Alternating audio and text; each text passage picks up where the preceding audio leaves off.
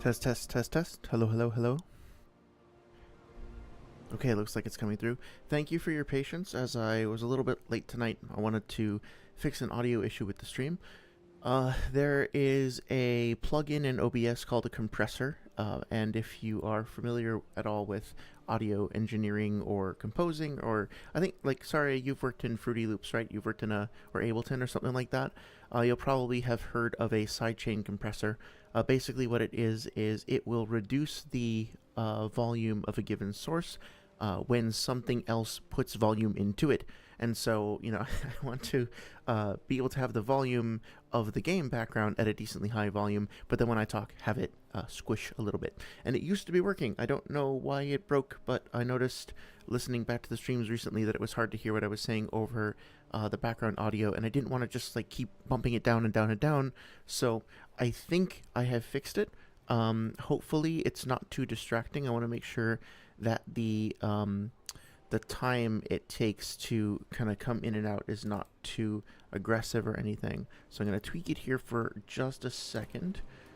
Put it at 44 and set this to, let's actually make this a little bit gentler. It's at 18 decibels. Let's put it to 15. Test, test, test, test. Okay, I think that should basically just let us keep things at a little bit of a higher volume. I'll also do my best to to stay animated. Hopefully, starting a little bit earlier gives my voice a little bit less strain, and I can kind of keep the energy going for a little bit longer. I'm discovering, much to my dismay, that I am not the night owl that I used to be. I very much wish that I could basically like stream from like 8 to 3 or something like that, 8 p.m. to 3 a.m. I used to stay up super, super late, but I just can't do it anymore, so whatever, it's first world problems or whatever. But hello, it's really good to be back. I'm glad to see you. I hope that you have been doing well over the past week, and that you had a good weekend, and that you're hopefully feeling better. Hope your recovery is continuing to go well. And for everybody else checking out the stream, welcome. Thank you so much for stopping by. I'll just do a little intro to kind of get that out of the way, and then we can get started soon. My name is John. I'm a game developer. I've been working in the industry for about 10 years, and this particular playthrough of Clair Obscur Expedition 33 is my first playthrough, a blind playthrough, and thankfully I haven't really had anything spoiled for me. Very grateful for that. But my goal with this playthrough is to, of course, experience the game and the characters and all that, just as is. But also, I want to try to talk about it from a game design perspective, and I want to try and share like my experiences and my perspective as a game developer in talking about the game overall. I really respect and appreciate and admire what Sandfall has done with this title. I agree with the claim or the overall assessment or whatever you want to call it, that the game is a modern masterpiece. And defining what makes a modern masterpiece and what it takes to make a modern masterpiece, or masterpiece at all, is something that I find a really, really interesting question. And as a game developer who wants to try to make good shit in my own career, I want to study and understand what they have done. And I also want to talk about like some of the common problems that we game developers face.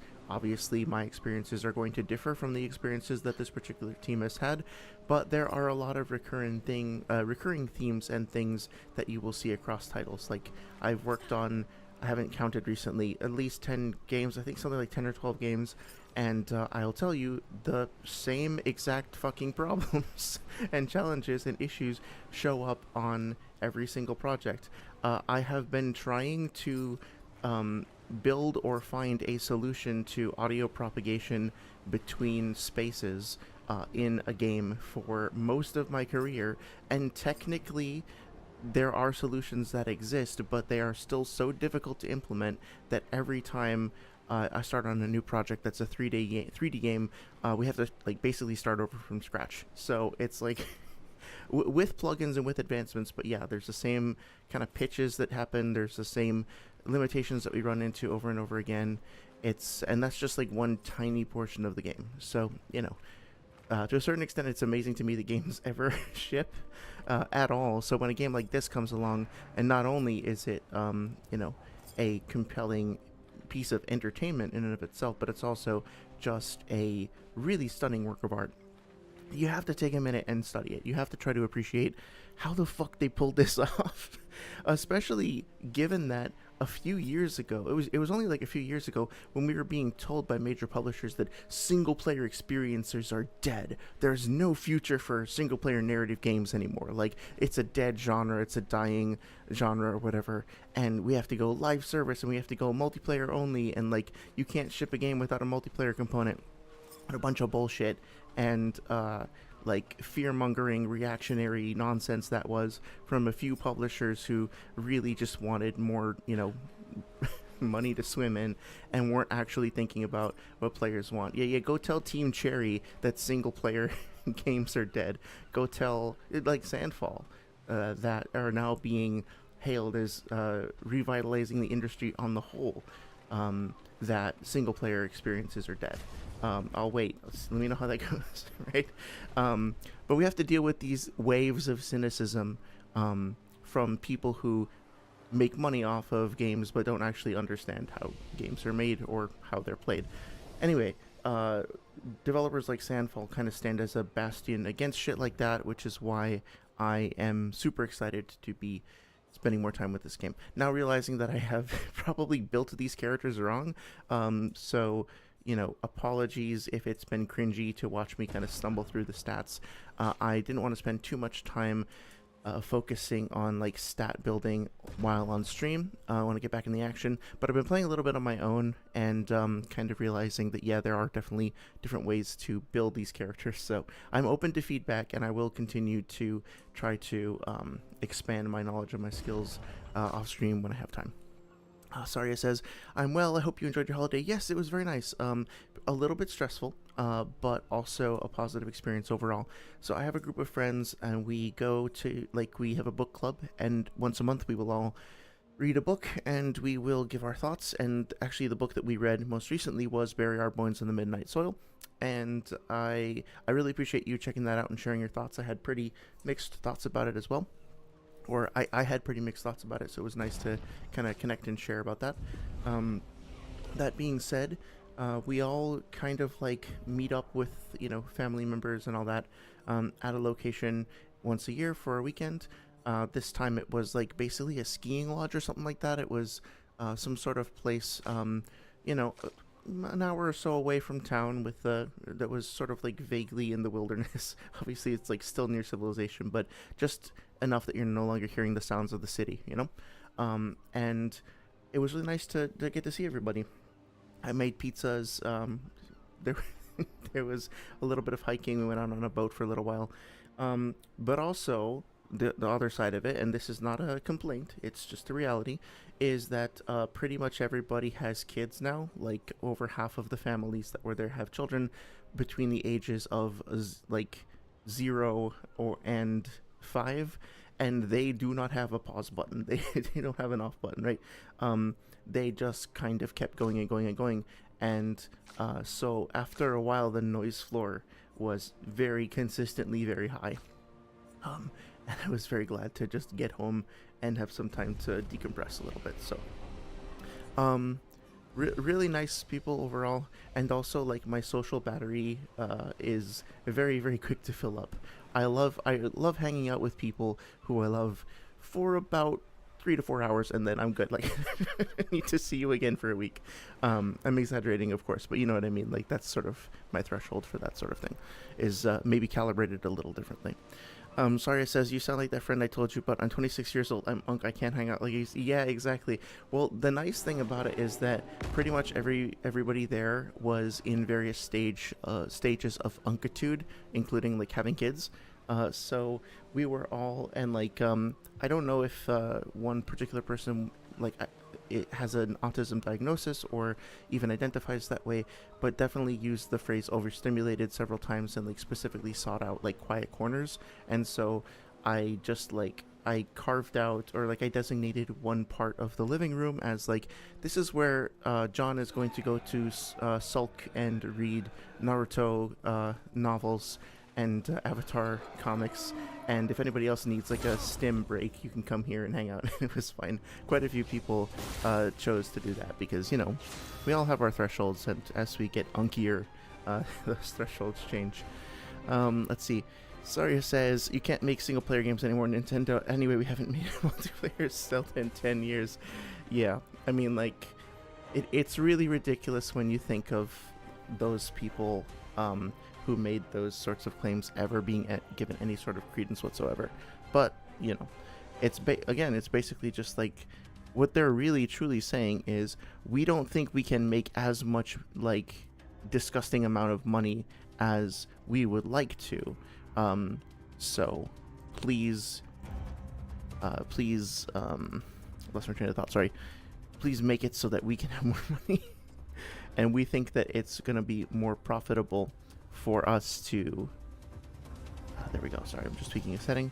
It's going to be more profitable for us to be in this space than that space. But, like, fuck you. Like, sorry, but there's a really myopic approach to the production sometimes. Granted, I want to say, can I say this on every stream, but I want to say it just to be clear. Like, I have had producers and publishers, like we need them, and some of them are fucking amazing, and amazing human beings and amazing at their job, and they keep us employed and they keep games being made. It's not like categorically, you know, I have anything wrong with production or with marketing or publishing or anything like that. It's just there are certain toxic ideas that get put forward by certain prominent publishers that then propagate, and that, like, people don't question them enough, and it's like it becomes a bad meme, so to speak. But it's not everybody. I mean, there's amazing people in the industry, genuine, kind, and creative people who work in every profession. I just want to state that for the record. Sorry, it says, what inspired you to make live service games? Money. Yeah. Have you seen that meme of Mr. Krabs being like, I think it's Mr. Krabs, right? And he's getting interviewed and it's like, tell me, sir, why did you decide to do this at this particular time? Money. I like money. That's, like, basically it. So, I'm still learning CL. I think I understand Loon and Mael a little bit better. I will say, playing the English dub, why didn't they just say Luna? Like, Luna is already the name of our moon in English. Why did they go with Lune? It's so bizarre. But anyway, so yeah, feel free, you know, I don't mind a little backseat gaming, actually. I'm not, like, requesting it, but if you just, if you're like, ooh, you should totally try this weapon, like, I'm down for that. Otherwise, I'm just going to try to learn as I go. Take this. Oh, it switched to English. I need to switch the VO back. Forgot about that 1 second. Yeah. I'm still of the belief. Oh my god, she's so strong. It's disgusting. Yeah, I'm still of the belief at the moment that fire is one of the more powerful things consistently. Whoa, what the fuck? Oh, that's right. Okay. I fucked up a little bit. That's okay. I will say that, just keep her healed up. Nice little bounce there. I totally lost my train of thought. I think I was, oh yeah, so in playing, I've been trying to play with, like, a solo build and just play with one character at a time.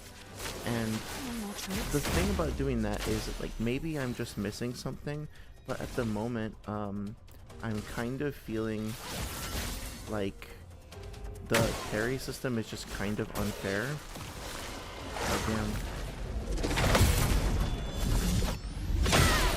I think it's probably just a result of me not having, like, learned it correctly or something, but I honestly do kind of feel like, especially when you're just playing one character and you're trying to parry consistently, like, I fought against the Chromatic Troubadour in the Flying Waters area for like 2 hours, and I could not consistently perform well against him. Like, I tried so hard, and I've beaten Sekiro, and I feel like I'm pretty good at parrying overall, so I don't know what I'm doing wrong.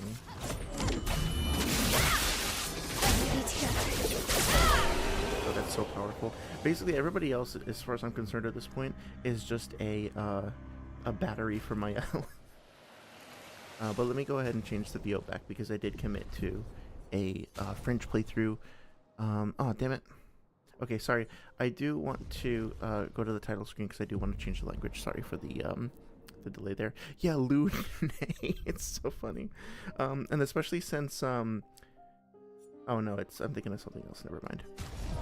I am getting like slightly triggered, not really, by yeah. So I have a playthrough on here, and then I also like played on PS5 a little bit because I wanted to try to not just be in my room all the time, and that's where I'm still stuck on the flying waters. But yeah, I think the voice actor for Mayel is the same voice actor as Shadowheart from Baldur's Gate 3, who I really didn't get along with in my Baldur's Gate playthrough.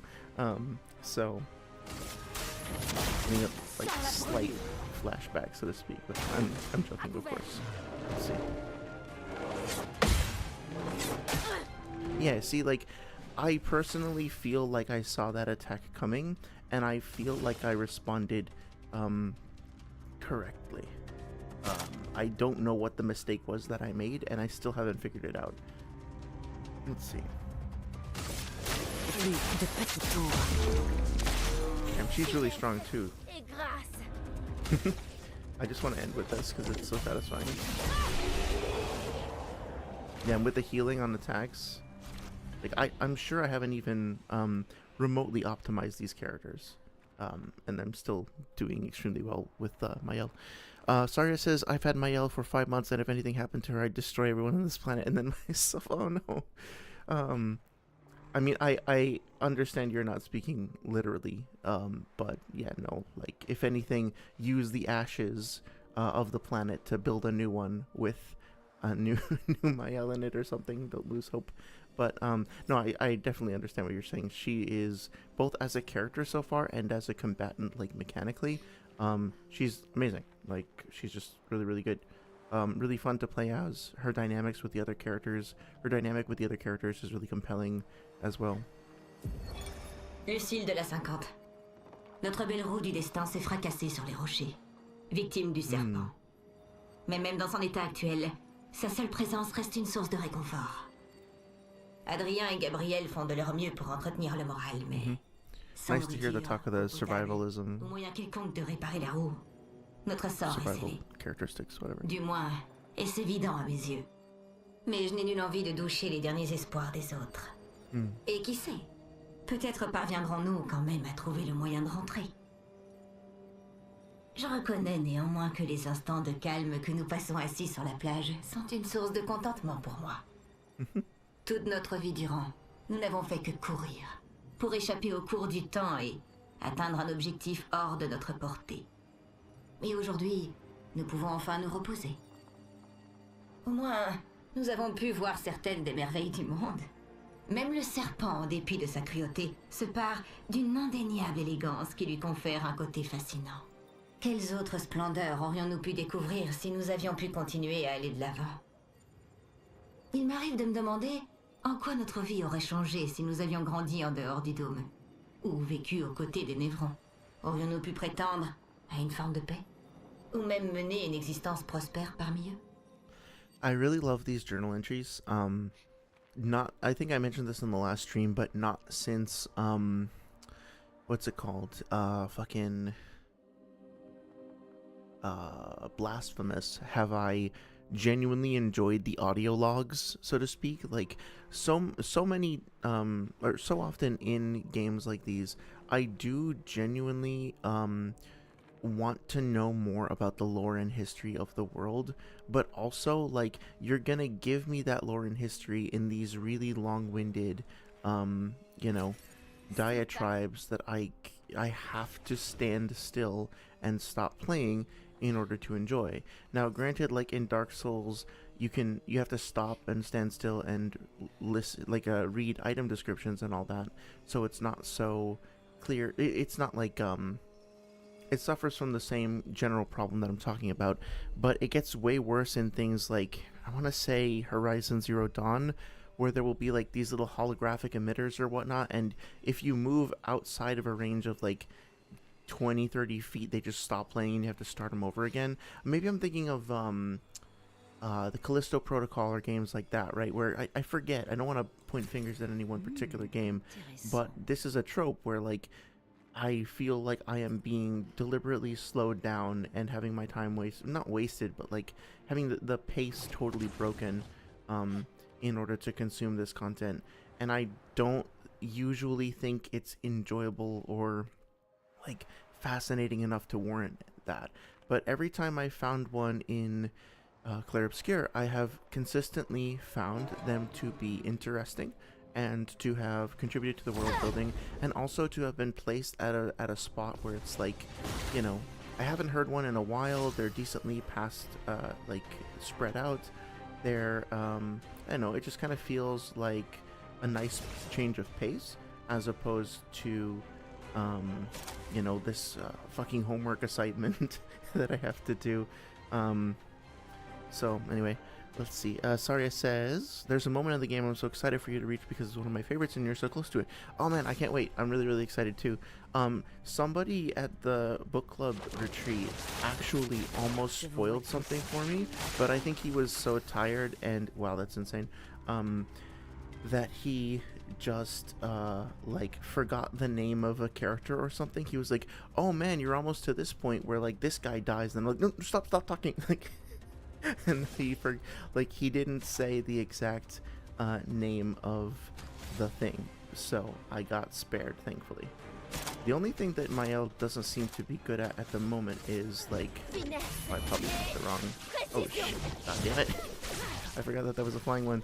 The only thing that Mael seems to be like slightly struggling with, for lack of a better word, at the moment is like AoE. She doesn't seem to have a whole lot of crowd abilities, or any that I've seen so far. But that's okay. She doesn't have to be. Can break, deal high elemental damage to the target. Let's see how much it does. Prépare-toi à mourir.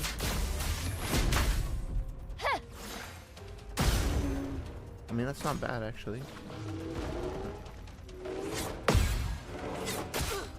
Yeah, so I genuinely feel like I parried the second one correct. I don't know what I did wrong there. Let me try again.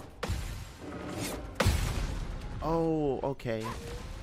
I think I'm just listening for the wrong thing. I have to listen for that that happens right before the impact. Cool. Yeah, it's so much easier. Oh my god, like having a full party and not having to like perfect parry everything. It's just like a completely different game. Holy shit.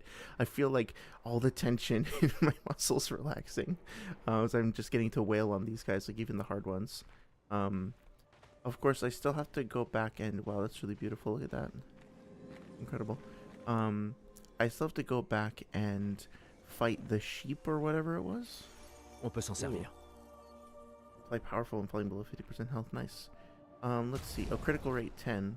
So Lune, I think she could use always more critical. So let me see. Pick those. Powerful revive. And this has critical rate 10, 10, 9. Okay, so let's do this. And let's say break on counterattack. Where is it? I just got it. Play first. Ooh, that's pretty good. But SOS power was the one. Apply powerful and falling below 50%. Okay. Now, for play first, let's do this. Play burn on hitting a marked enemy. 15% health on base attack. Recover 15% health on hitting marked enemy. I don't think I need this and this. This has health and critical. This gives 65 defense. Sorry. Oh, that's actually quite a lot. This gives more critical rate.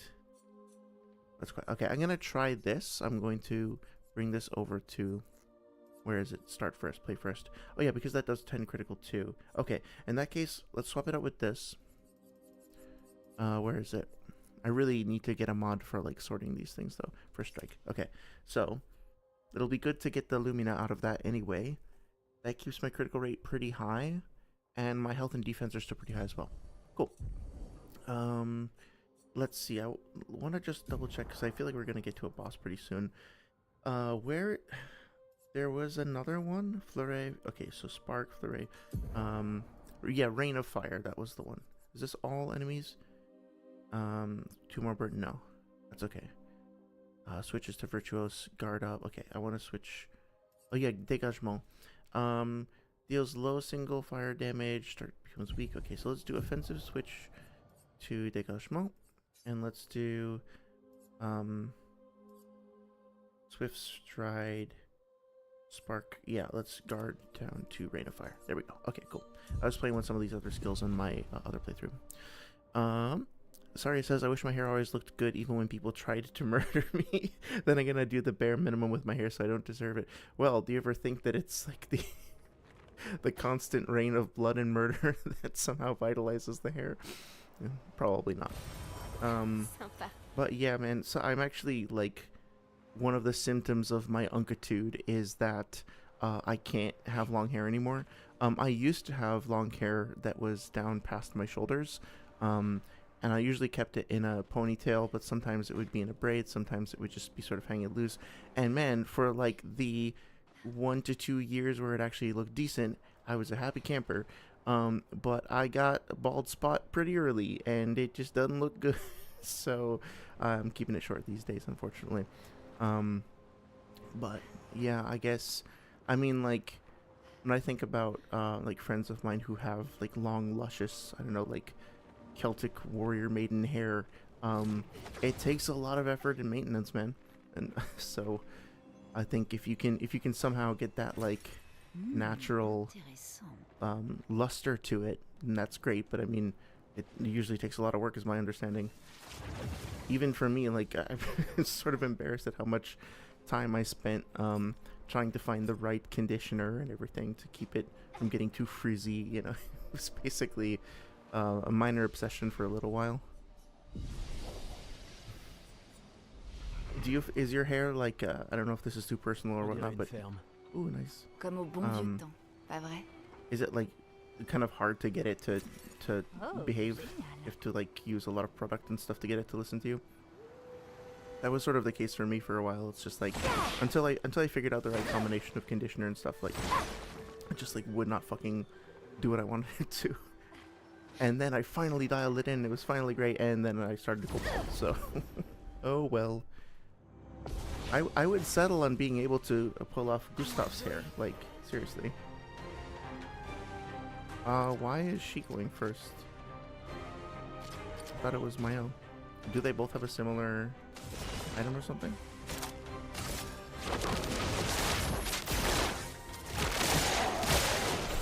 God, the sounds that she makes with the like the cards are just incredible.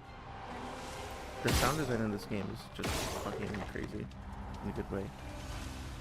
Oh, the dead energy is giving me my AP back. Yeah, holy shit.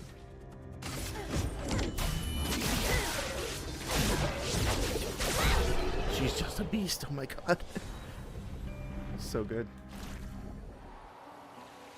Yeah, that flourish of all those individual cards, it reminds me kind of the sound design behind whatchamacallit. I don't know if you ever played League of Legends, but I used to play quite a bit of Twisted Fate, and his card-based attacks always had like that kind of a flourish and panache. Oh, this loops back around. That's cool. Nice. I love this shortcut. I think we saw him before. Out of the corner of... I think I saw him out of the corner of my eye before. Cool. Okay, I love the way that this level has just looped back around. This is great because it kind of did the Dark Souls thing on a smaller scale where I kind of forgot where I was and I was just totally immersed. And now I got here and I'm like, oh shit, yeah, we're back here. Awesome. Like, this feels kind of like kicking down the ladder in Undead Burg after the dragon on the bridge. That's the feeling that I just had. So good fucking job, Sandfall, yet again. It was a really good shortcut. That is true, little friend. I love their names too, Jetty Jetty. Sorry, says, yeah, my hair is very bleh and basic, but it's also kind of short, so I don't have to do too much, I guess. I think you could pull off Gustav, though. Maybe. I have decided I'm going to try to do a cosplay of Clair Obscur for Halloween. Maybe Renoir, but might just do like a generic explorer, like expeditioner outfit. Hey, Parzival the Jester, thank you for stopping by. Hope you're doing well. I am on Discord. I don't have it active right now. Are you trying to reach out and chat?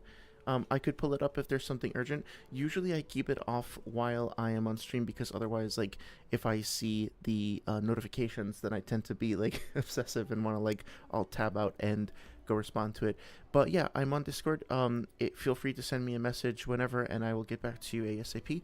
I can also send you an invite to our server if you like. Just let me know. Hope you're having a good night. And now is not the time to dwell on nature's beauty. Now's the time to trade stuff. I need to know, like, who set up the sorry, let's return about the one second, I'm just listening to the music. It's amazing as always. The dialogue for the Gestral is like always so good. It's so fucking funny. Parzival says nothing urgent, was just interested. Oh yeah, no problem. I appreciate you reaching out. Yeah, I really like getting a chance to chat with people and continue the discussion on Discord as well.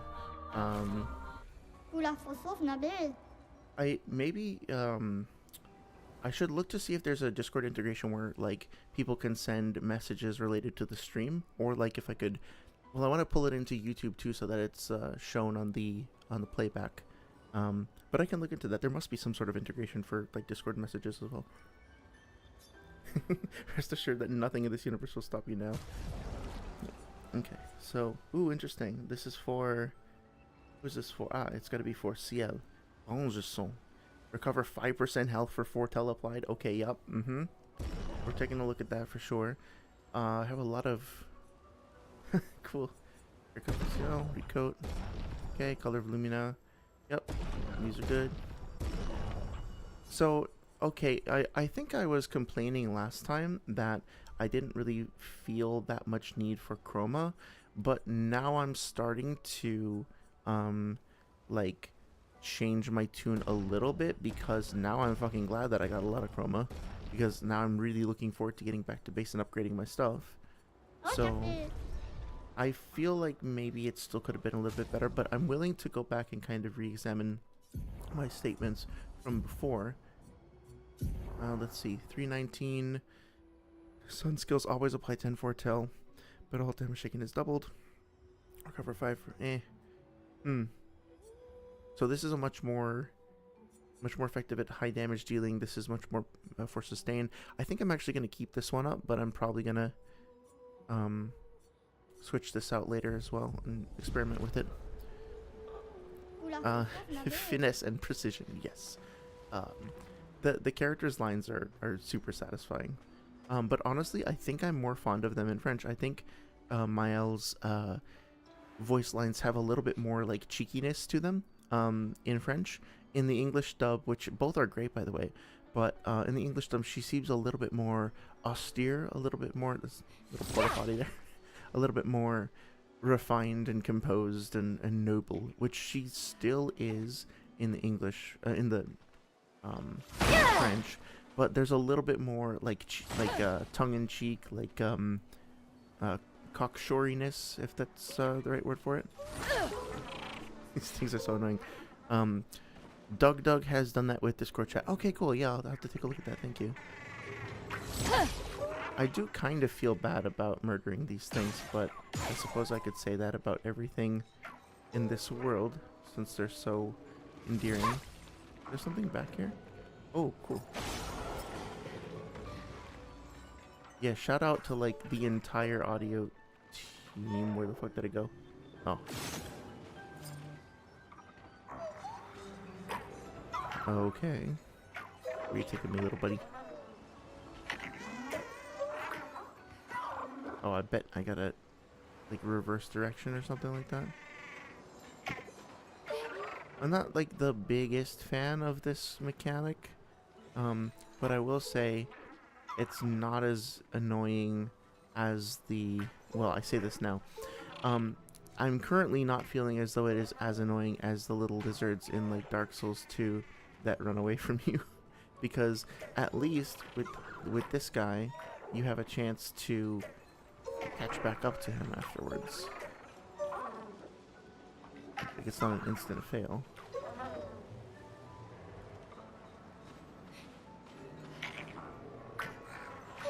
Okay, oh, okay. Is he gonna go up now? Let's see. Go, go, go. Damn it. Okay, I'm gonna give this like one more minute, and then if I can't figure it out, then I'm just gonna get back to work.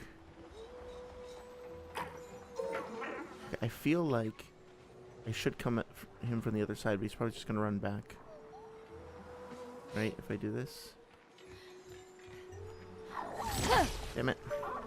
Thought I was being clever. Sarah says, I feel bad about murdering these things. Medieval knights to the poor farmer and his family that couldn't pay his tax. Yeah, honestly, it feels a little bit like that, right? It kind of feels like there's just such a disparity between my characters and some of the creatures in this world. I think I'm supposed to chase him up there, but I don't seem to be able to do so. Oh, cool. Is she using her, yeah, she's using an ability there as a light source. That's really interesting. I love the design of that. All the sort of over, like, interleaved patterns. Wow, that's hard to say. Sympa. Illumina. Sometimes I feel like I wish we could upgrade in the middle of a mission, but also, you know, that somewhat reduces the magnitude of how much you look forward to going back to camp. So maybe it's not. Okay, so I see we're back where we were before, over the top of it. Okay, let's go back. I think we're getting off track. I want to make sure we clean up everything in here first. Looks like there's going to be a significant fight as well. Maybe a couple.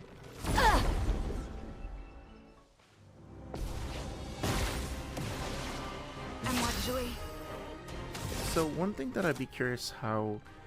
I will be curious to see how this develops over the course of the game is that I feel like we are getting lore for sure, right? There is, wait a minute, where's, I think I didn't equip my skills correctly because I'm not seeing Rain of Fire. Okay. But anyway, I think that, 1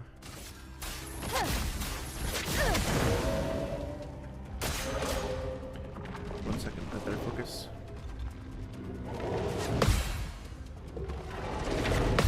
There we go. I feel like I got lucky, but also I kind of saw it coming decently. Okay. Oh shit. I was just about to say, I'm starting to figure this out. God damn it.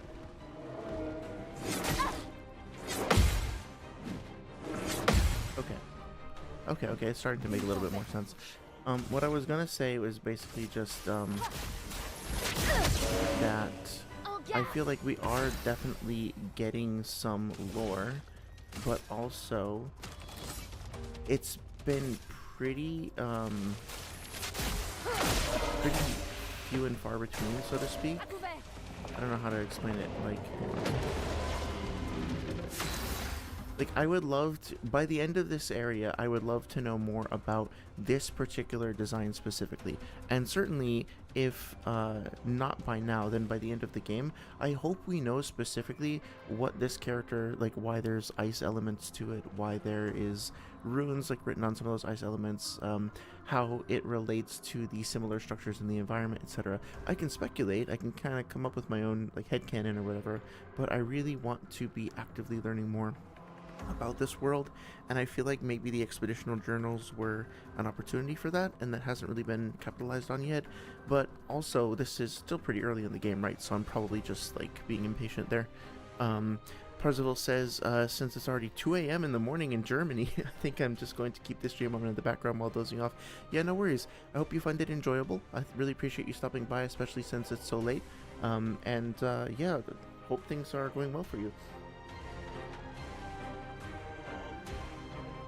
Actually, not too long ago, we would have been much closer to the same time zone. I used to live in Italy, so I understand the time difference can be challenging. But yeah, I know some people prefer to watch the streams as like background noise, or they listen to just the audio of it afterwards. So whatever works for you, I'm just happy that you're checking it out. I appreciate it. Hope you have a great night. Saria says, oh my god, the Tales of Exilia pre-orders are available. Time to pick your dad. I take it you're quite excited. Are you interested in Silksong at all? I think that's the big thing that everybody's been like super losing their minds about today, right? Because it's been what, 7 years since Hollow Knight first came out. Oh, I guess I should ask, is your dad usually fairly supportive of you, of your gaming purchases and stuff like that? It was such a scrappy fight. Didn't do a very good job. And part of it was I'm wondering why Loon didn't have her, or Niall didn't have her skills. Yeah, I'm never gonna use Swift Stride right now. Rain of Fire. There we go. Okay. Guard down, guard up, Swift Stride. Switches to Virtuous if the target is burning. Actually, I think I kind of need that. If Virtuous, yeah, offensive. Okay, so I don't actually need that. I more need this Swift Stride array. Yep. Okay. I think I have everything I need now. Here we go. Parsifal says, I mean, the mood of the stream is very chill, so it's perfect for trying to sleep. Well, that's great. I'm really glad. Thank you. Yeah, I try to keep it relatively low key. We do I'm sorry, I forget if you've seen the weekend ones, but on the weekends we talk about anime, and well, basically to this point we've been talking about Naruto specifically, although we did do one stream on Dragon Ball, and then during on Thursdays we do like a gaming stream, but it's usually like, you know, relatively low-key, like analysis or commentary. I'm sure once we start to get to some of the big boss fights, it might get pretty hyped up, but I'll try to keep it, you know, no like crazy air horns going off or anything like that. One time, here we go. One time somebody said to me, like, I'm going to watch this to help me get to sleep, and then I think it was Luan Jax, and then I was like, okay, I'll be sure not to make any loud noises or anything like that. And just then I hit I hit something on my computer, and the volume like spiked really loud and jump scared him, like woke him up. Felt really bad, so I'll try not to let anything like that happen. But if this fucking thing doesn't listen to me, who knows? Okay, I think it's going the right way now, yeah? Yes, okay, there we go. Okay. There we go. Hi, friend.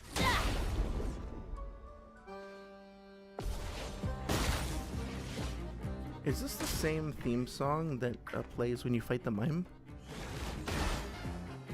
Cool. Alright, so I gotta focus on the pétanque. Let's see. Well, I think I'm just gonna go straight for the kill. Wow, okay. That was not ideal. Je me sens mieux. The counter was amazing though. Parsifal says, I found your channel through your Naruto streams. Okay, awesome, yeah. Oh, is that... I'm just noticing now, is that Sasori in your profile picture? It's a little hard to see, it's a little small on my screen. But it looks like it might be. Wish we had gotten more time with him in the war arc, for sure. I felt like they kind of did him dirty. Sorry, it says, see, hot take, I don't like Hollow Knight. I love Metroidvanias, Metroid obviously. Castlevania is absolutely fantastic. Ori and the Blind Forest, have a nice death. But not Hollow Knight, fantastic. I mean, fascinating. So I've not been really excited for Silksong. Please tell me more, because the first time I played Hollow Knight, I kind of hated it, and I didn't understand what the fuss was about. And then I started playing other Metroidvania style games, and realized that I'm not gonna be able to kill this thing, am I? I started playing other Metroidvania games and realized that, like, I kept being like, wow, I really wish this game did, like, had this feature. Oh wait, Hollow Knight has this feature. Hey, I really wish, this reminds me of something that I really liked in another Metroidvania. Oh wait, Hollow Knight did this. And then I realized that, like, Hollow Knight had basically everything that I wanted in a Metroidvania, just categorically. And I had to go play other Metroidvanias in order to realize it. Oh, okay. I just had to find its vulnerability. It seems to be vulnerable to dark, not to fire. So Damn it, now I wish I had one of the other abilities. But yeah, I would really be curious to learn more. That's not doing anything. To learn more about what you liked and didn't like about the game. Percival says, "Nah, it's not. I'm sorry. Nah, it's not. It's an OC my sister drew for me. Oh, that's cool. But I like Sasori. Didn't like him coming back for the war arc since he didn't have his puppets, gadgets, puppets, body, etc. Yeah, it definitely felt like he was brought back more as an accessory to Kankuro than as his own thing. And I guess to give us a little bit of a clue as to the functionality of the... Oh, that didn't do anything. What the hell? Of the functionality of the Edo Tensei. Not that he really got his own. I guess he had some character development, that's probably fair to say, right? But...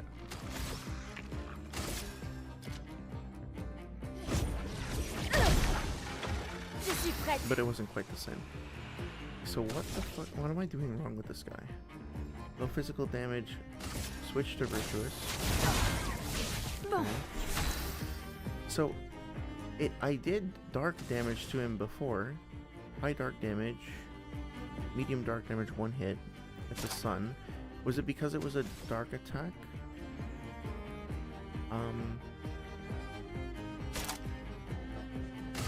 Try this.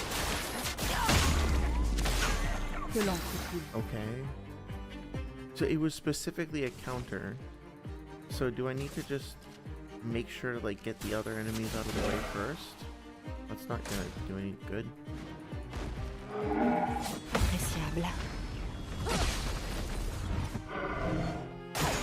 Oh wait, no, it must have been a... Hang on.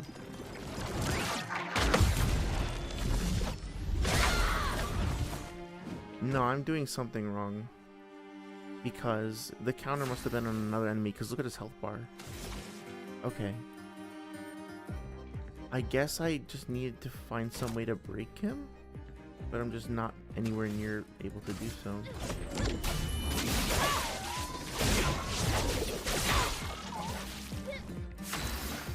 And it didn't do anything to shoot him.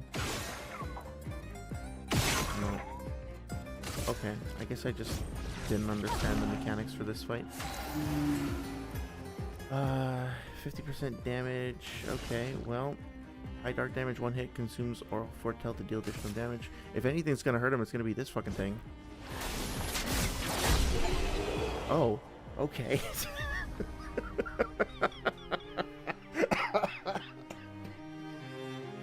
Okay then. Sure, why not? I'll take it.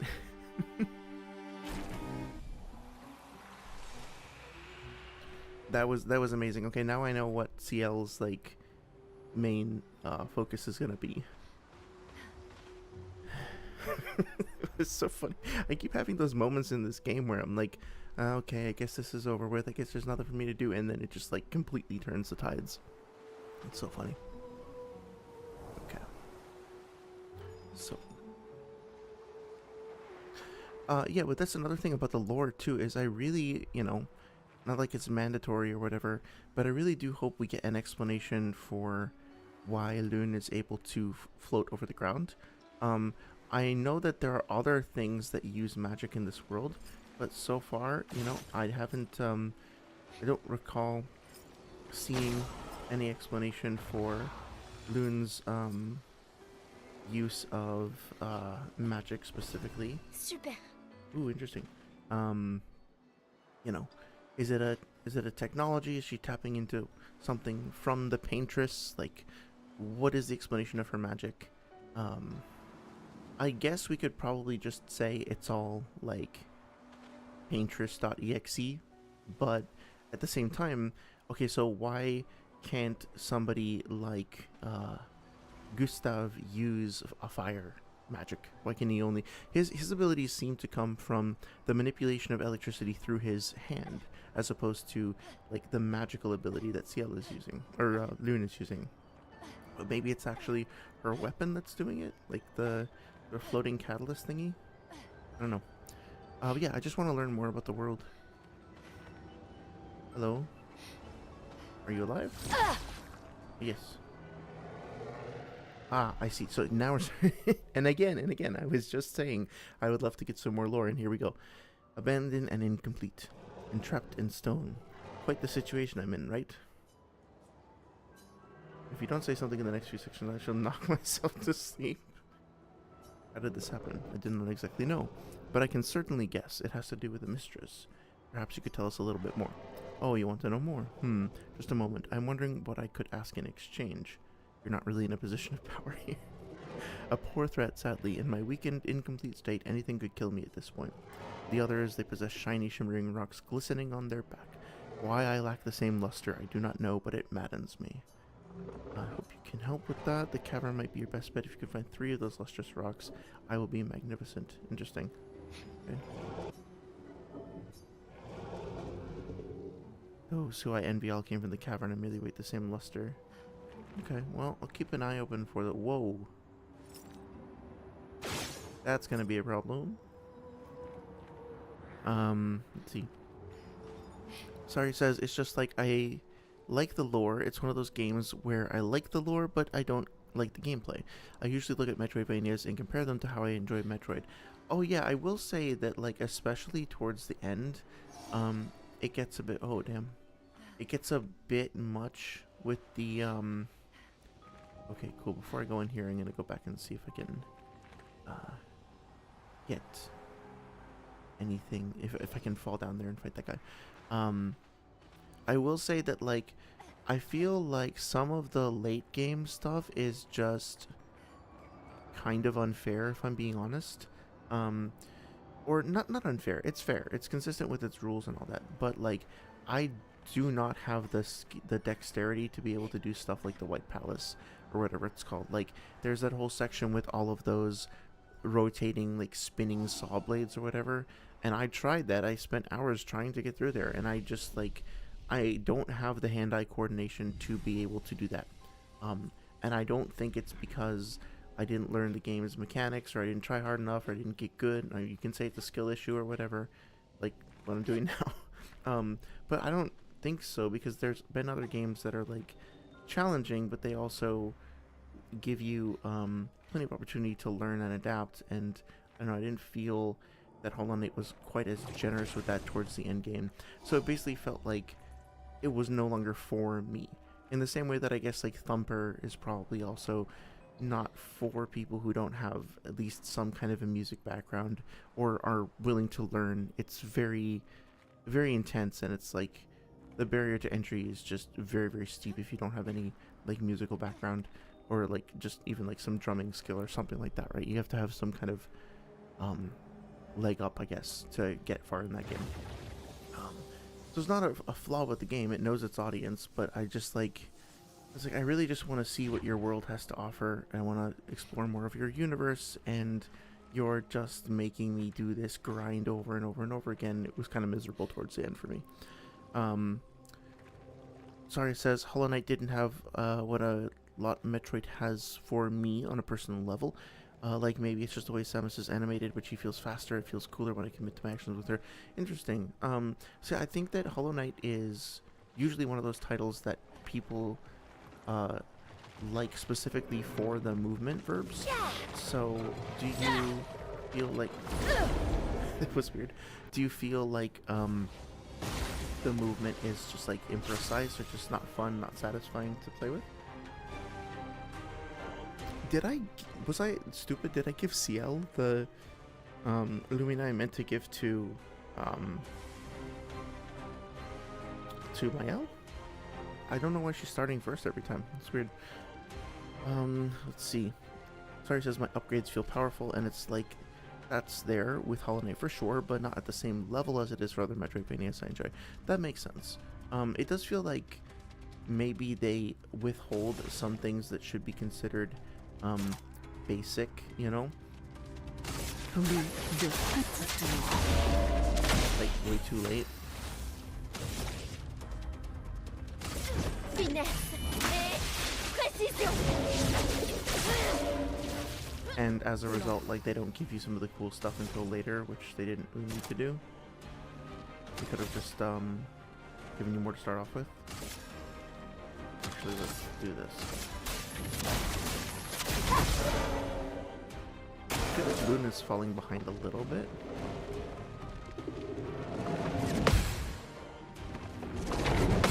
But it's just because CL and Mael have, like, oh my god, pulled ahead so far. Ciel, esquive.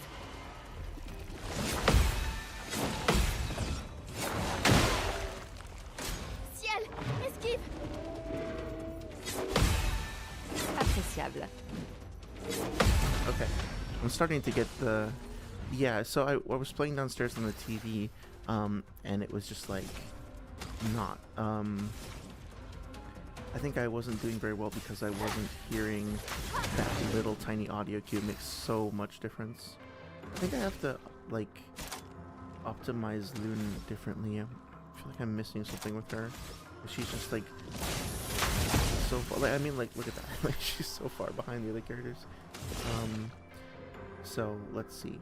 If I wanted to go to Twilight, I would have to cast Harvest. Harvest is my only, like, dark spell at the moment.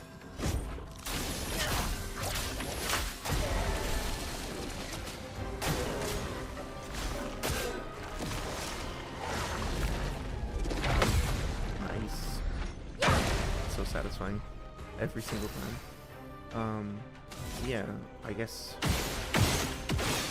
definitely useful for applying burn and stuff, but I feel like stuff with his break ability would be even better here. So just to practice this, if I want to get back into Virtuos, I would need to use Swift Stride to switch if it's burning, and that's the only way that I have right now. I think there was another ability that I had. Oh no, it's Flurry of Fury. It's just okay. That makes sense. Okay, so I should probably go into.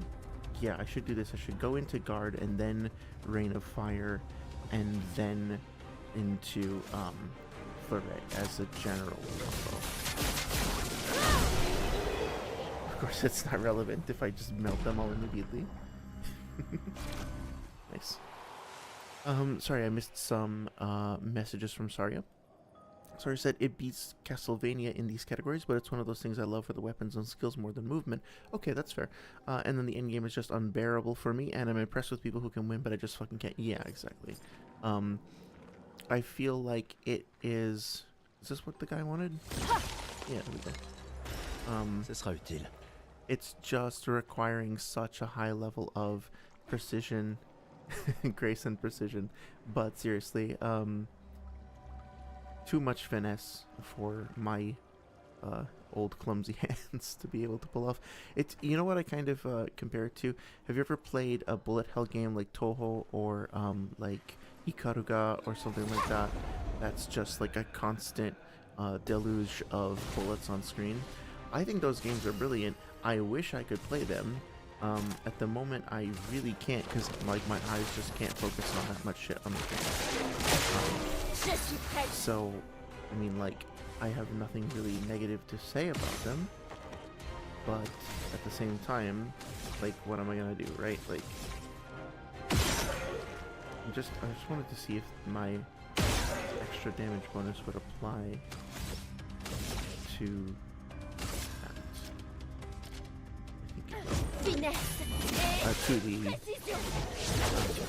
to the free aim shots, which I think it does. Okay.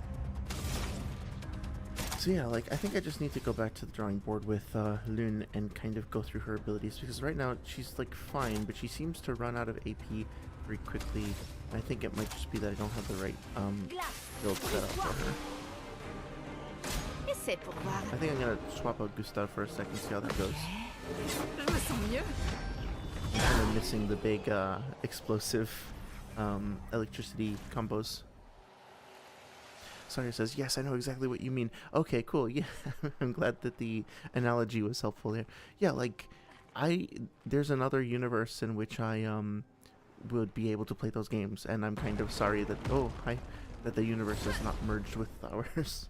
Oh, by the way, I don't know if you saw the comment, no rush or anything, But just so you know, I watched your video called "The Legend of the Interesting Cosmology of Zelda," something like that. Some of the stuff flew over my head, but the stuff about the brains was really interesting. Overall, you know, as usual, it was a really, really good video. Yeah, just wanted to mention that. I still have a few of your videos I haven't caught up on yet. I apologize, I haven't gotten to them yet. But I have them in a playlist, and yeah, it was really cool to learn about that. And also, I think a lot of, maybe I'm just speaking for myself, maybe this is a self-report, I don't know, but I feel like sometimes for me it's difficult to get into a new subject unless I have a conduit or something. So for example, it can be very difficult for me to, like, I wouldn't have ever found a random reason to learn about how to calc the arc, like to do the math for the curvature of a planet or something like that, or to look up what a Roche limit is or something like that, right? Like, I just wouldn't spontaneously think to do that. But because I have an excuse, so to speak, or an incentive, something about the sorry, about the conversation that I was having elsewhere inspired me about that, then yeah, okay, well, now I have a reason to, and now I'm going to go and learn something new about this. And so I think, you know, people will come and see that video, and they may wind up using Zelda. Oh, hello, friend. I'm sure this is going to be super chill interaction. You wind up learning about something that you wouldn't normally because of the conduit via the common interest. I hope that made some sense. I'm kind of rambling here. Hello, friend. You're not gonna be friendly, huh? Okay. Oh, no problem. Sorry, it was just this morning that I left the comment. You're no pressure and no urgency whatsoever. I just want to let you know before I forgot.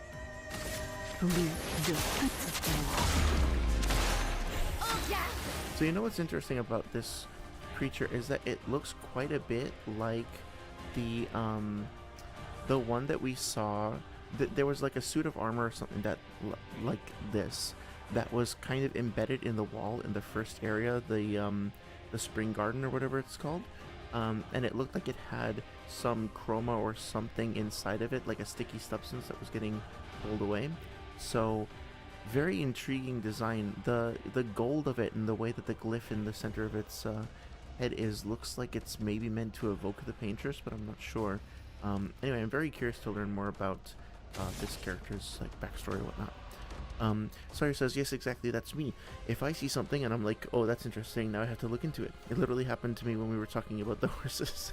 Oh yeah, what horse-related stuff did you look into? I'd be curious to know. But yeah, like, my mom always used to get really irritated at me when I was a kid because, like, I would refuse to study, or I would like just like show no interest in a subject whatsoever, even if she like tried to like get me into it or whatever. But then I would rediscover it on my own via like a manga. Like, I wouldn't pay attention in Italian class, but then I would go buy Dragon Ball in Italian and be like, hey, what does this word mean? Hey, what does this word mean? And then all of a sudden I would do better. She'd be like, why can't you just care about it like inherently? Because that's just not how my brain works. I need an external incentive. Interesting. On peut s'en servir. Cool.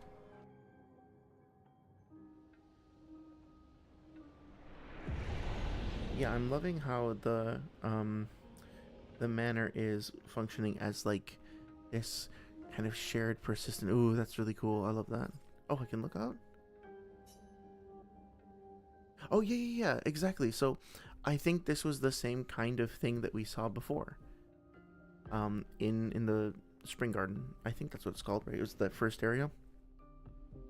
Very cool. I'm very intrigued to know more about that like race of creatures. Well, let's see, what can we learn from this? That looks like a bedroom, obviously, because the bed. Relatively Spartan in terms of, well, actually that's probably not the right term for it. I like I don't know if this is intentional, but I like the way that the kind of glyphs or whatever on the walls almost kind of look like they are bits of light that are reflecting and dashing away from the light, like they're all part of the same thing.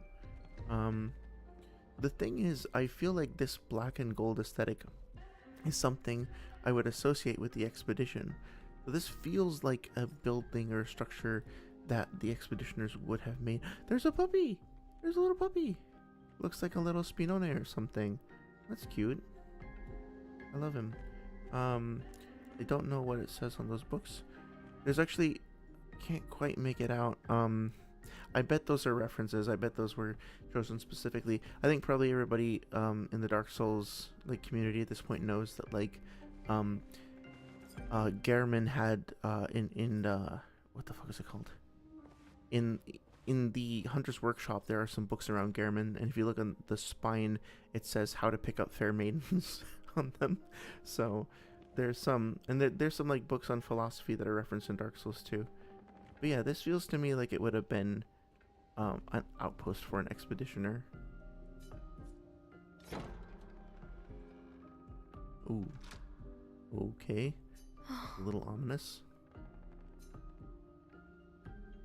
Is that Sophie's outfit? Very creepy. Hang on.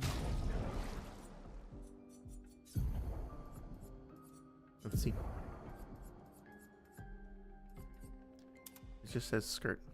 Oh, is this the one that you did your cosplay for? Or was that one of Sophie's outfits? Sorry, yeah. It looks very familiar for some reason. The Gestalt ones are always great. I'm gonna just go with the default for now, as usual. Yeah, cool. Oh, she had a new weapon too, right? If in defensive stance, gaining AP also gives 1 AP to allies. Ooh, that could be very useful. But I mean, like, not quite as useful as that. She does have first strike. Yeah, play first. Okay. So does she also have first strike? That's weird. So Mael should be starting first. I wonder why. She has energizing start. Okay. Might as well get some more Luminas in here. Oh, well. That's not going to help me at this point, but let's see. Base attack damage, break damage. That seems fine. I'm just gonna throw a couple things in here really quick to fill things out. I'm not gonna worry too much about it. I just want to make sure that I'm not leaving completely empty things, you know, to not take advantage of them whatsoever. Let's try this augmented attack. That's fine. And as for you, 6. Just do this. That's fine. Okay. Okay. Very cool. Oh, it was Sophie. Okay, gotcha. Oh, this is so cool. Okay, so first of all, thank you for the clarification. Sometimes I can be a little forgetful. Secondly, so one of my favorite games is Killer 7, and one of my favorite things in the game is that there is this big creepy door in the first little apartment or place that you start in, and it's just this ominous door that's placed there, and you don't have any explanation as to what it is or why it's there or anything. It's just sort of there, and you can hear like weird sounds coming from behind it. Now, I do not remember what is behind the door, and you know, J.J. Abrams has entered the chat with his fucking mystery box, but like I have no idea what was behind the door. I can't remember that for the life of me, but I do remember the door itself and it being like such a big part of the game for me, like wanting to know what was back there. So I feel like this seems a little out of place. That's interesting. I don't remember that being there before. It seems to me like even if we never find out what's behind these doors, it's still, they're just so interesting and intriguing, and the fact that we've seen what's behind a couple of them, for the rest of the game I will now be wondering what else we might discover. And every time we come back here, I feel like we'll be learning a little bit more about this place. Like, that's really interesting. Is that the casino in the Gestalt area? Something like that. Yeah, so this is really, really smart game design. Really, really good decision making on behalf of the devs, and having this place like have more and more of a sense of identity as you expand it over time. Yeah, it's great. It's really, really great. Really, really smart. Just now realizing that the red and white pattern over there also seems to be in line with the red and white theme that we've seen consistently throughout the game, so that's interesting. Yeah, the world building in this game is really good too. Let's just see. Let's see. I mean, honestly, her damage is just insane at the moment, so I'm gonna keep going with that. And as for you, try that. She's almost at 100. Well, almost at 100. Almost at 50% critical. Okay. In with one more. Actually, you know what? Deals high lightning damage to all enemies, one hit. Deals very single. Use weapons element. Yeah. I'm looking forward to this. I think I want to try swapping him in for a second. What? Okay, so she has no abilities. Protects allies by taking damage in their place. Could be good, but I want to focus more on her damaging stuff. Breaking rules. Deals low single target physical damage, 2 hits, destroys all target shields, gains 1 AP for shield. This could be good, but the problem is that I'm already like maxed out on AP constantly. So, well, not constantly, but like, it feels very situational, and it feels like I don't really need the benefit it's providing right now. Medium weapon damage to all enemies, 1 hit. This could be good. Yeah, applies defenseless. Oh yeah, that's what I was talking about before. So this could basically be like a good replacement for whatever that swift strike was, or whatever offensive switch. Yeah, so that feels like a natural upgrade. Extreme. Oh, interesting. 5 hits with weapons element. Cool. I'm gonna need to check that out for sure. As for now, what does this do? Yeah, I think I'm gonna just save up and keep going into the fire tree. I'm enjoying that a lot. As for you, let's see. Dark Cleansing cleanses an ally of their status effects and propagates the target's buff to all allies. Okay, not bad. But I don't have anything to really build off of that right now. Low dark damage to all enemies, 3 hits, 1 foretell for increased damage. I suppose it would be better for me to have another dark skill. Twilight Slash deals low single target. Zooms off hotel. Yeah, I should probably do that. So do I want to have this or this? To all enemies, 3. Yeah, I can combo that with the other ability that I had, and that would be good. So Searing Bond, I do like that quite a bit. No target damage, harvest. Medium 2 to 6 hits, weapons element applies foretell. I think I'm gonna do. It's pretty good, but 1 foretell per hit for 2 to 6 hits, critical hits, and apply additional. Okay, so yeah, let's try this. Okay. Okay, here we go. Cool, cool. And let's try. I'm gonna try to swap out Gustav for Lune, but I'm probably gonna come back to. Oh well, hang on a second. He's really lagging behind here. 359, 340. Because he doesn't have enough health. Okay, let me see if I can quickly give him some health related things. 1 AP on parry, increased counterattack damage. Okay, so that might actually be good.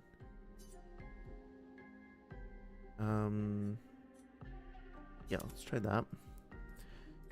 Speed 43, health, defense, no longer gain AP on parry, plus 1 AP on getting hit. No thanks. Augmented first strike, speed, health, speed gain, rush fighting alone. Yeah, he's just 1 AP on battle start. 100% critical chance while fighting alone. Again, okay, this is not bad. 3 AP on breaking a target. That's pretty good, but it's not going to happen all that often. Let's try that. And base attack applies defenseless. That's also okay, but I think we could probably find something better. So attack lifesteal, health 88, roulette. I didn't want to do that. Critical moment. Speed 26, breaker, 25% increased break damage. Protecting less than. No, I think over here, where is it, like stun boost? Speed critical rate? No. I was just here. Yeah, here we go. Okay, so now he's a little bit tankier. And yeah, well, quite a bit tankier actually. So let's see how that goes.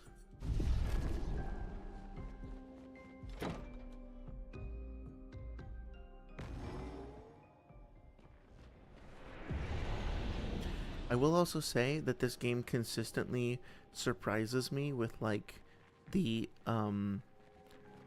like depth and intricacy of its environments. Granted, it doesn't have quite the level of that's such a cool moment there. Quite the level of detail of something like, I don't know, Raya Lucaria rather, from Elden Ring, in terms of just like overlapping segments and twisting corridors that have all of these different shortcuts and stuff and secret passages everywhere. I mean, there's definitely some of that here, but it's not quite that same like level of insanity. But still, I was basically like, I would have been happy if each of these spaces were basically just like a field with a couple enemies and then we moved on to the next thing. But like, that's what I expected. I don't know why. I don't know if that's just me revealing some kind of prejudice or being rude or something. I hope not. But like, I kind of like, given the size of the development, god damn it. Hang on a second. Given the size of the development team and the fact that this is their first game and all that, I mean, obviously I think the developers are veteran, but still, I was like, well, why would we expect that there would be levels of this depth and intricacy, right? Like, I think we would all just be fine with the levels being much, much simpler and more straightforward. But they didn't do that. They made fucking awesome shit. Okay. I am probably not going to spend a lot of time trying to do this. I hate platforming in games that don't have like robust platforming systems. I don't want to subject you all to watching me do this over and over again all night, so maybe give it one more try and see how it goes. Bye. Is it going too far or not far enough this time? Okay. So maybe I can do this, maybe, if I'm just careful. Okay. Whoop. Okay, okay, here we go. Whoop. Oh, Nice. génial. Increase break damage with free aim shots. Okay, I mean, okay. Just... Sorry, it says just when you thought you escaped Dark Souls platforming, it returned. Yes. Oh, here. Another crystal. Do the crystals regenerate? Yeah, I will never escape. Not really. I do like the voiceover type sounds that they're applying to these enemies. Very creepy, very haunting. Okay, so low dark to all supplies foretell. Faisons couler l'encre. Damn. I mean, like, she's just crazy. So let's do this. Mon épée sème la mort. And then, how are you doing, buddy? So you still don't have all that many abilities, but shatter, powerful. Right, marking shot. Let's try this. It's not terrible. Essaie pour voir.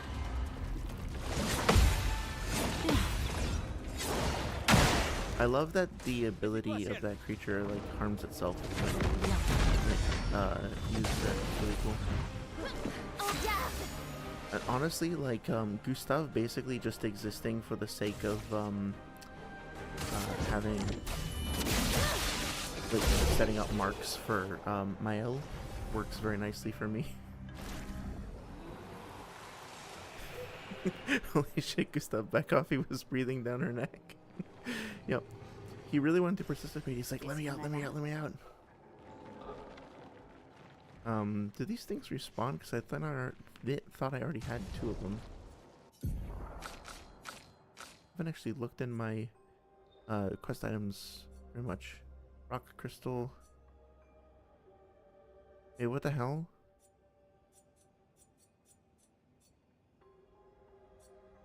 I definitely got 2 of them. Because I thought for sure I did. Qu'est-ce qu'on a là? I definitely remember shattering one of those crystals earlier on and picking it up before we went down here. Right, because this is where we went for the mansion, the maison. But I picked one up earlier, and then there was that enemy that was like a mimic, basically, that jumped out and ambushed me, right? Well, yeah, this one too. That was great. It was like totally camouflaged and blended into the environment. Let's see. So I need 6 for that. Or I can do 3, yeah, or 2. If I use that, I have to make sure to use those attacks more. Obéissez-moi. I mean, at this point, it doesn't even really matter. Je me sens mieux. Nice. Oh, wait, wait a minute. What the hell? Oh, it was a different enemy. I keep getting confused. Je me sens mieux. I will say it's not really bothering me all that much, but in another world, it could potentially be annoying that it's a little difficult to see the enemies in the dark like this. For timing the like if I were playing solo, I would probably find that a bit irritating. Let's see. Une pluie de flammes. I love that attack animation so much. Let's see. Yeah, so yeah, let's try that.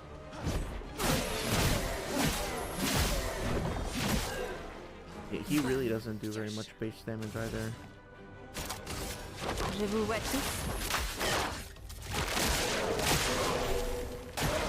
J'attends. See, now it would be a good idea to have those the shield breaking ability from Mael.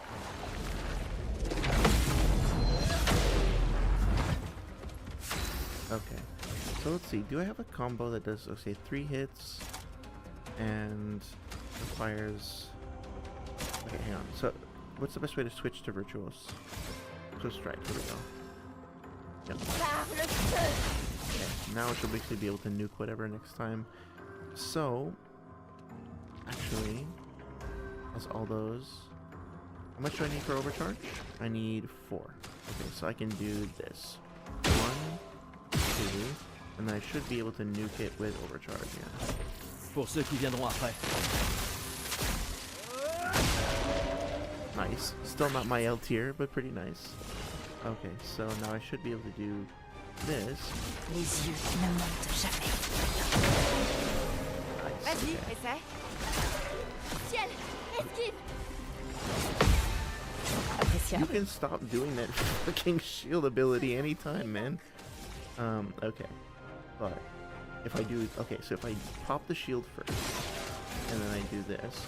Finesse et précision. Yes, okay. I feel like I'm finally, like, getting into the groove of everything. Everything's starting to click. Okay. Combat is a little grindy, but also, like, every, fight still feels like it's part of a puzzle, and I'm really enjoying that. Did I actually get the stone? Oh, no, I didn't get the stone. That must have been what happened before, is that I broke it, but I didn't actually pick it up or something like that. Or it just didn't drop it. Yeah, I broke it and it didn't drop. That must be it. I broke it and it didn't drop, and I just figured it would have gone into my inventory. If I have to grind for it, I'm not gonna do it.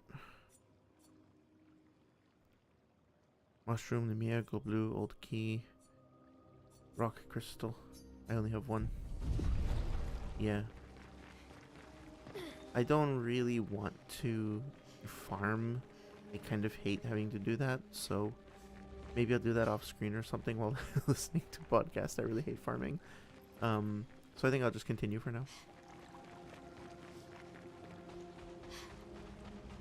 I still haven't figured out what to do with the that character holding the I forget what he was called. We met that Nevron early on. Hello, terrifying sounding gentleman. We met a Nevron pretty early on by the Expedition 1 flag, I think, that was wanting us to go get light for it or something, and to figure out what he wants. Vas-y, So I'm fais figure ça. out how to solve his quest. Méfie-toi, ciel.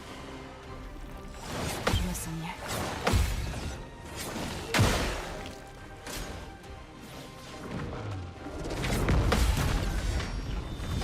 Nice. The team counters are so satisfying too.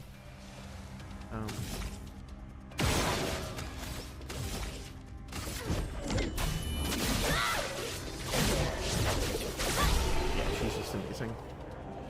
Saria says, Gustav, being back on the team, you thought you'd never see me again, didn't you? Well, too bad. I'm alive. Yes.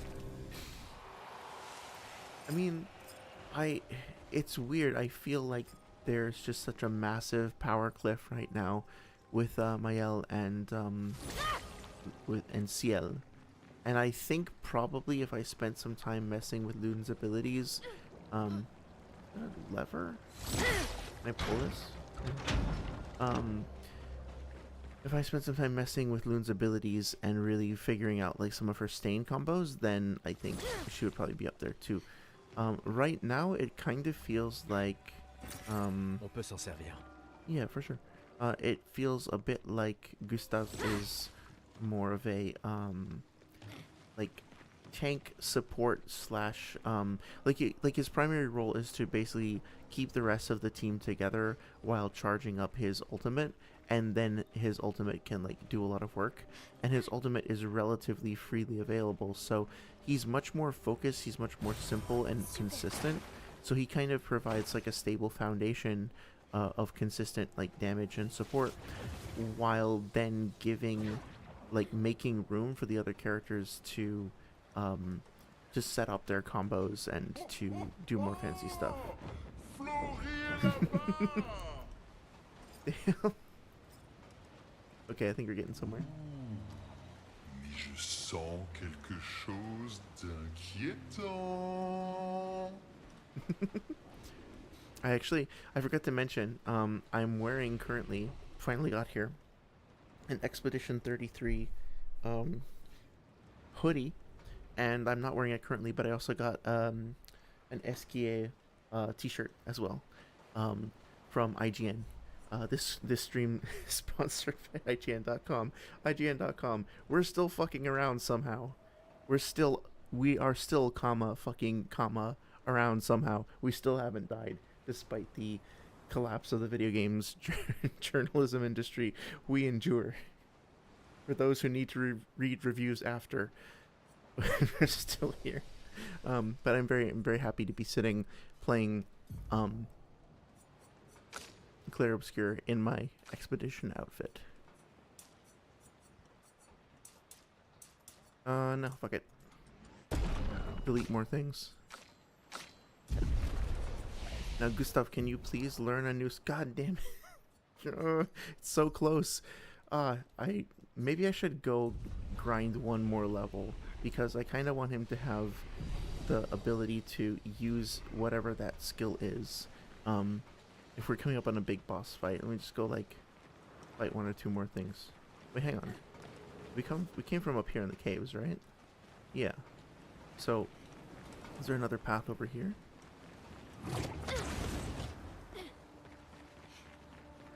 This looks interesting. Wait, hang on. This must be the way that Flori... No. Okay, hang on, I gotta get my bearings for a second. So Flori flew over there to the lighthouse. And, okay, so that's where it is. So there is actually another path over here. Okay, good. Looks like maybe there's something in there to check out too. Oh yeah, there's like a foothold or something. IGN, oh yeah, there might be a weapon or something. IGN is here. IGN peace is real.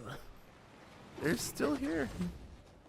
IGN is one of the OGs. More like OG. Never mind.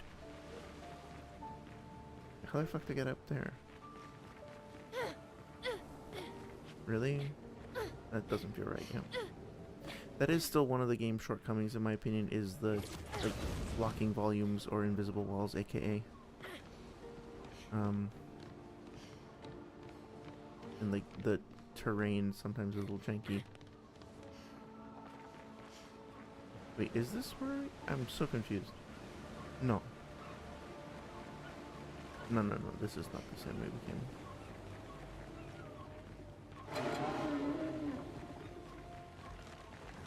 I better fight you.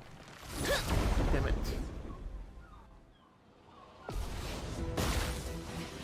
Okay, interesting.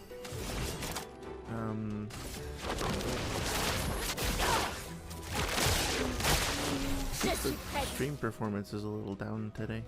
The frame rate seems to have been reduced. I'm not sure why. If there's something wrong with my computer or something, I'll have to look into that later.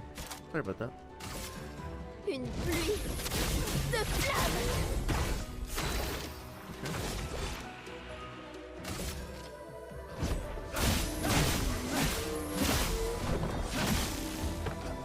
That's actually not bad.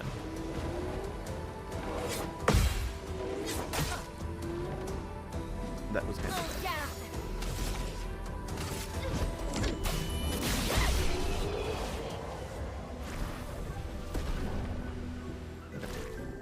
So, I should have enough to use that new ability now. But of course, I need to actually figure out where the fuck I'm going. It is genuinely beautiful. Looks like dawn. The,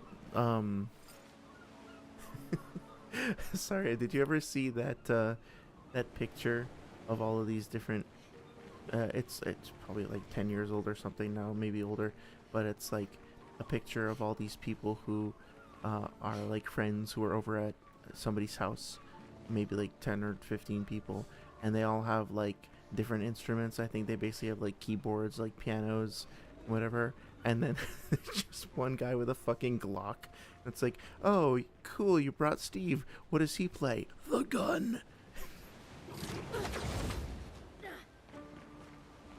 Your comment reminded me of that. Hang on, let me go back to it.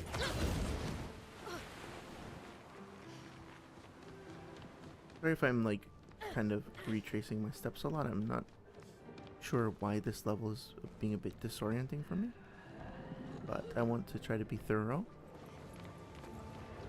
Oh yeah, okay. I think there is another path over there. Okay, yeah, so there's multiple paths.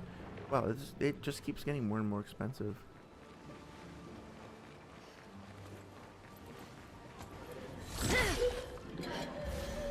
I really need to get better at the initiation. Although it doesn't seem to matter. Finally, she actually starts the fight. Finesse et précision. Dansons. Okay. Okay. Damn. That's tougher than it looks. Prépare-toi. Okay, let's try this again.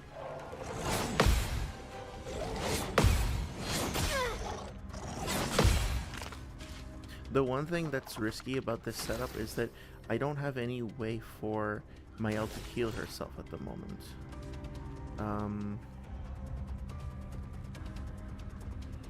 Taking a look here. Yeah, Goose can heal himself, but that's it. Hang on a second. If target is broken... Oh. To all enemies. Forgot about that. 5, 3, 2... Faut s'en débarrasser. Oh shit, I forgot about that too. Great.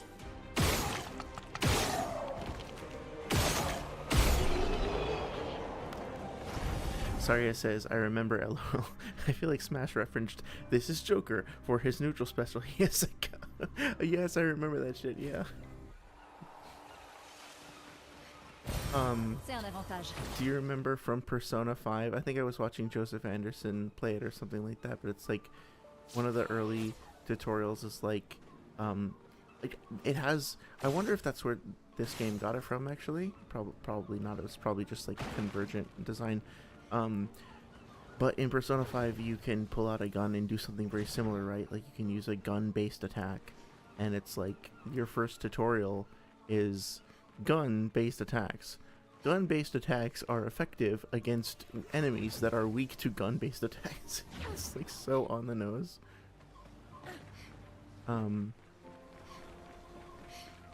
Yeah, I mean, I guess they would be. It just feels like a very, like, people die if they are killed thing. Appréciable. Mark target deals 30% less damage. That could be cool for your stuff to have. Let's see. 'Cause he's gonna be applying marks pretty often. Augmented counter. Health plus 1 APM battle start. So he already has a way of healing himself, so maybe we go with this. Yeah. Okay. Seems legit.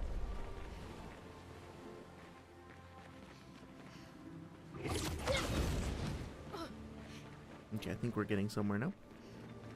It also seemed to me that that enemy over there has a sword in it of one of the other, like, I don't know if they're nun or cultist enemies, like those enemies. So this makes me wonder if those enemies, if the Nevrons themselves have some sort of internal struggle or conflict. Sympa. Is it sort of tempting to view them all as being part of the same race or whatever, but who knows, they may have, or like the same hive mind or something like that, but they may have conflicts in between them, you know? Okay, so how do I get over there? Feels like I should just be able to jump. Okay, well, see, that I do find that kind of frustrating. I don't think that that's really amazing level design, because it looks like you should just be able to jump there, and instead there's an invisible wall in the way that blocks you.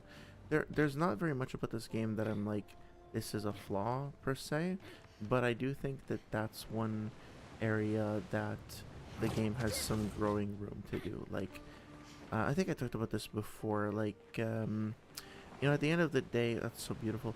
They just decided to, like, I can't even criticize this game with legitimate criticisms, because every time I do, it just throws something beautiful in my face again, and it's like I can't stay mad at you. You're just so cute, you know.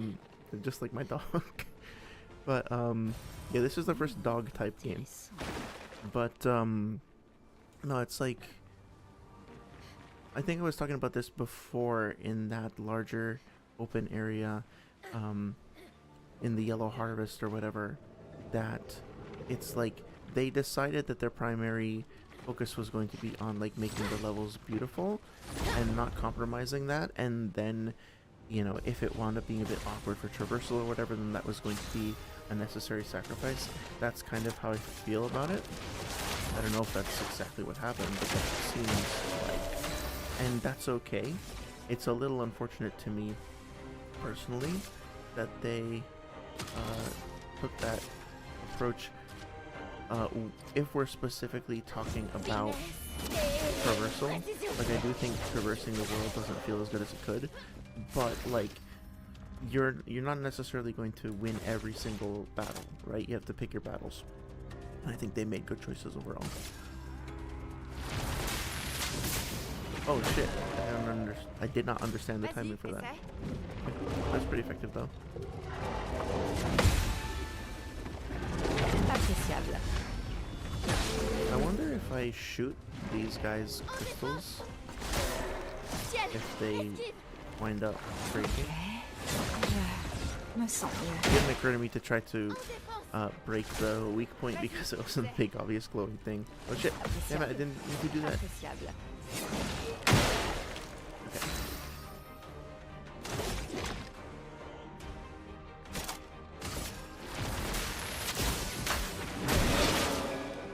Nice, now all the charges ready. So I'm in Virtuos right now. I do Rain of Fire. Une pluie de flammes. Nice, okay. Now I should be able to just do this. Yeah, nice. Okay. it feels musical to pull off those combos. I don't know how to explain it, but it feels like a rhythm game almost. On peut s'en servir. Healing tints also give 1 AP. That's like it's okay, sure. That's fine. Like the least compelling one that I found in a long time. But the passives are nice. The health bonus and stuff like that. I wonder if they'll do anything like a picto fusing mechanic or something like that, because by like later in the game we're gonna have so many and we're not gonna be using a whole lot of them. So I wonder if they're gonna have a way to recycle them or something, or like fuse their properties. Ooh, interesting. Kohalim. Let's see. Obviously it's a lower level, but let's see. Ice skills cost 1 less AP. That's great. That could be good, but I don't really use a whole lot of ice abilities with her. But I'm glad I got it though. I'm gonna make sure I have like the full roster of abilities and items. It was worth it. It was a nice diversion. You know, a few minutes to go explore a different part of the level. Oh, it's also kind of hard to see, but I wonder if that's an expeditioner or if that's. It looks like it based on me. Yeah.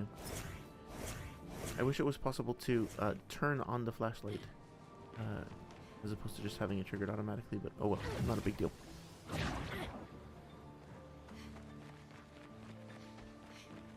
God, the little sparkles of light placed throughout here look like, I don't know, embers or fireflies or something. This game is really good at finding ways of making the inorganic look organic, and bringing life to environments with things that aren't even in motion. It does make me wonder though, is there a reason why some of these are floating in the air and some of these have fallen down? Are we meant to get the impression that that there were more floating in the air and they've eventually like run out of energy, or that all these things used to be dead or like out of juice or whatever, and then were kind of brought back to life recently or recently animated? Interesting. Not entirely sure. Maybe it's purposely meant to be ambiguous, or maybe it's meant to be a little bit of both. That's the cool thing about this game. I wonder genuinely how much of the lore will wind up being made explicit versus being much more like implied, like something like Dark Souls, because I feel like this game is really rife, meaning like really prone, or being like a great like fertile soil, so to speak, for lore speculation, you know?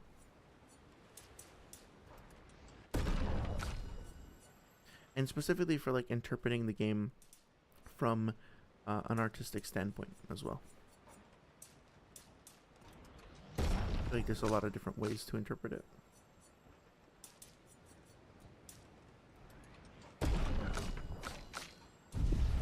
Okay, let's check our skills. Finally we can do this, okay. 7 AP, but that's okay. Deals very high single target damage, 6 hits, uses weapons element. Critical hits generate 2 charges, or 2 additional charges, okay. Yeah, let's do this. And, okay, let's try that. I'm gonna make sure I actually equip the right skills this time. Yes, okay. Did I rest? Yes, okay. Alright, I think it's boss time. Let's go check it out. Oh, that was so cool. Oh god, I love this so much.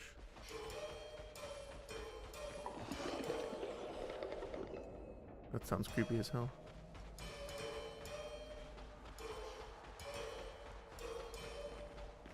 Someone's gonna jump out at me, huh? Oh, is it gonna be like one of those fish, like an anglerfish?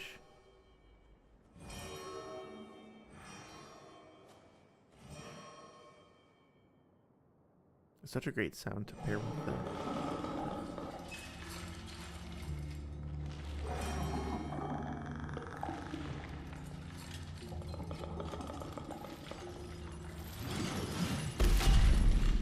Surely this guy will be friendly.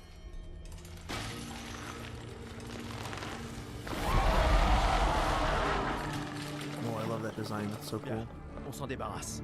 La pierre doit être tout près.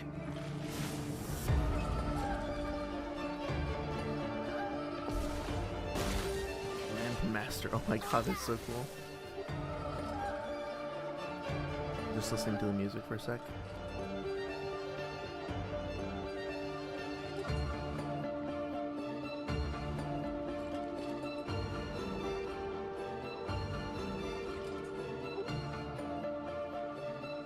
So, very interesting thing about the soundtrack is that it sounds like they're taking clips of music, kind of like Drakengard style, and they're basically like splicing them and making them skip, almost like a record is skipping.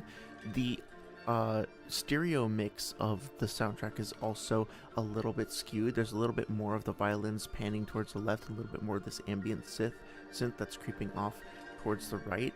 It feels like a little bit imbalanced and a little bit like off center, which I think perfectly fits the design of this creature. Very, very fucking cool design. Love the way that the hands are moving like that. And then there's that ethereal part, or the illuminated part. It's also making me wonder if we now have a little bit more context to why we've seen so many lanterns throughout the space that I was just talking about, right? So, very fucking cool.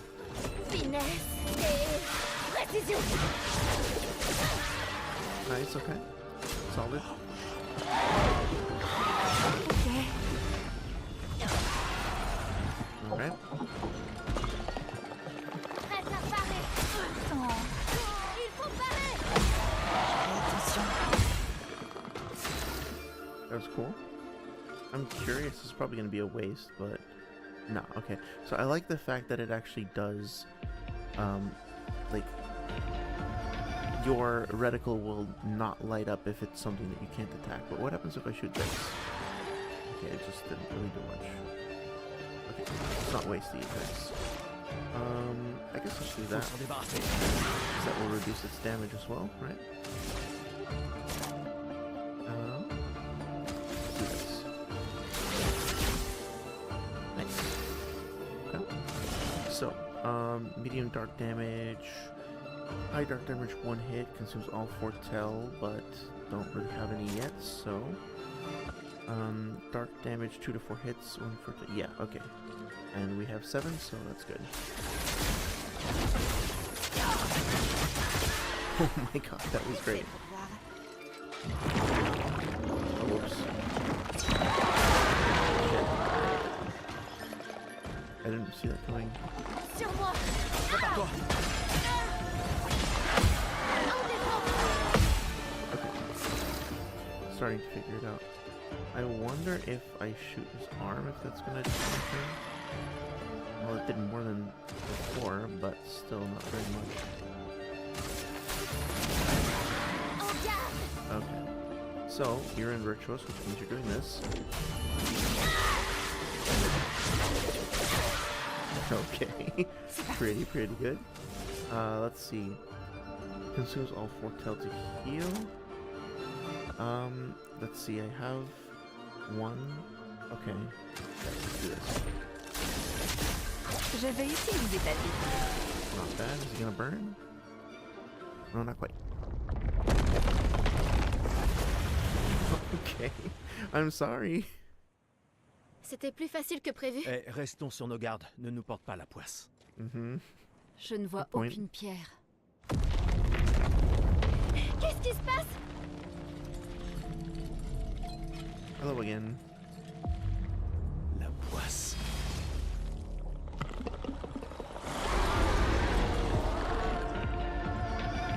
Oh, that's awesome. He's got like a saber or something behind him now.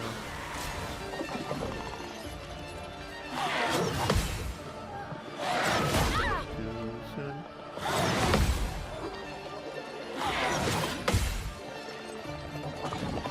Okay, fucking Margit. Well, that's cool.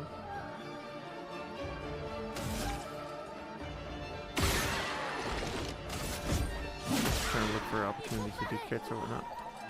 Oh, interesting. Okay. A little too early. That's really cool though. Wow, the design of this thing is crazy.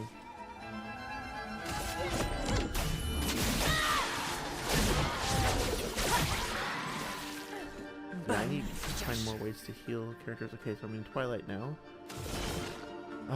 Consumes our foretell. I think I need to do more foretell first, so yeah.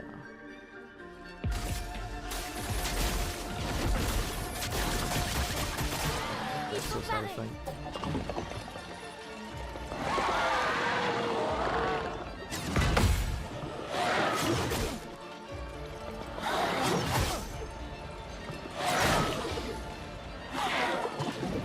Okay, that's really hard to predict. I was just trying to focus on the audio cues, but I wasn't really able to pull it off. It seems I was doing nothing in this fight.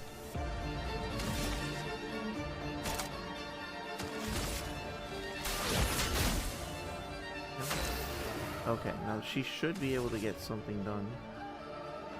Last turn though. Consumes one foretell. Yeah, I wish I had Phantom Blade, but let's do this. Okay, not bad. Prépare-toi.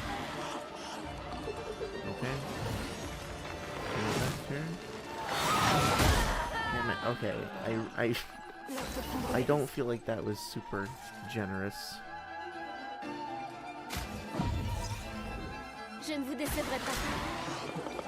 Okay.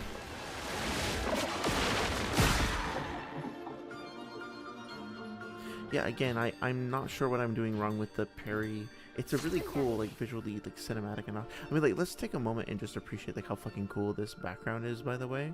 Like, everything that's going on in this fight. I still kind of stand by the idea that the parry timing is a little strange, but that's Il va falloir faire vite.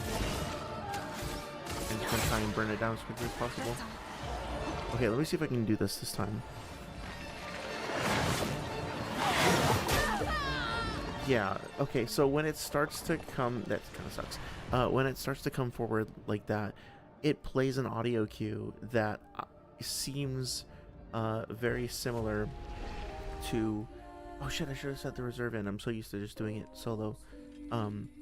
It sounds so similar to some of the cues where you're supposed to press the button right before it hits you. It's really throwing me off.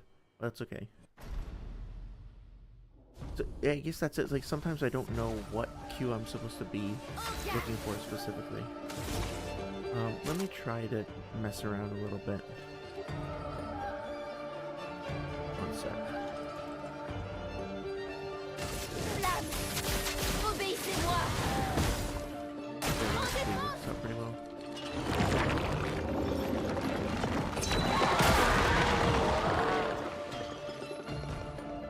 Okay.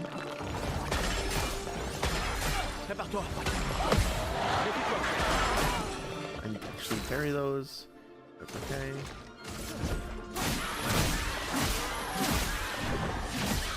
Okay. Not bad.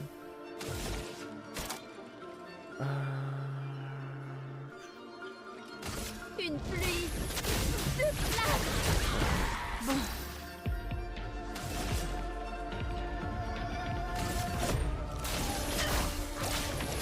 Je me sens mieux. Might as well top that. Prépare-toi. Interesting, okay.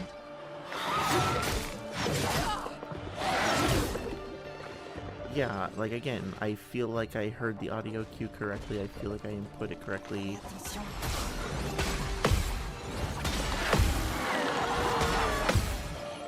I'm not sure what I did wrong. Actually, you know what? Let's do this. Finesse et grâce. Okay.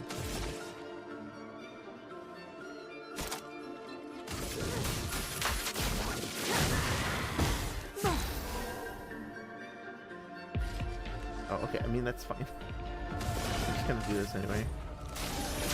Je vais utiliser ta vie.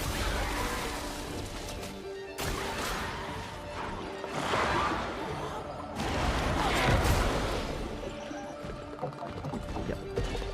It's okay. I mean, like, at the end of the day, I have to remind myself that it's not necessary to parry in the same way that it is with Dark Souls, with Sekiro.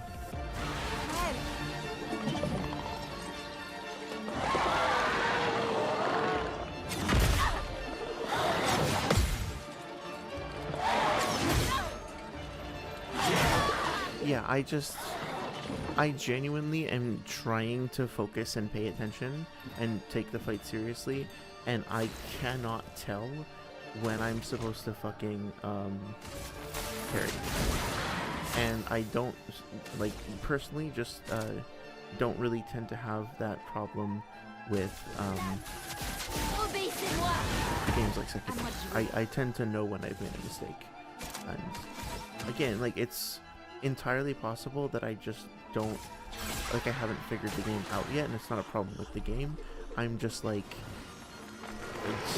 that's like one minor point of friction. That worked, okay. So now that I know when not to do it, I can better figure out when to do it. I guess I'm just gonna keep, like, basically attacking because I need to build up.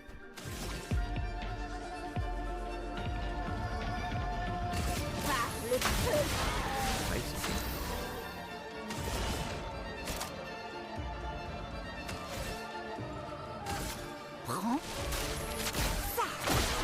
Nice. Alright, I didn't do this well last time. There we go. Nice, okay.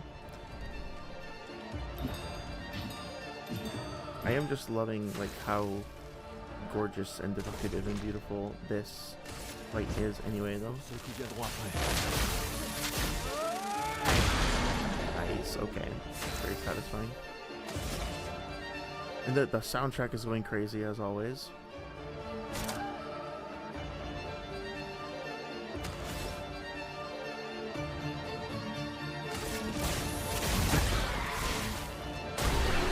There we go, nice.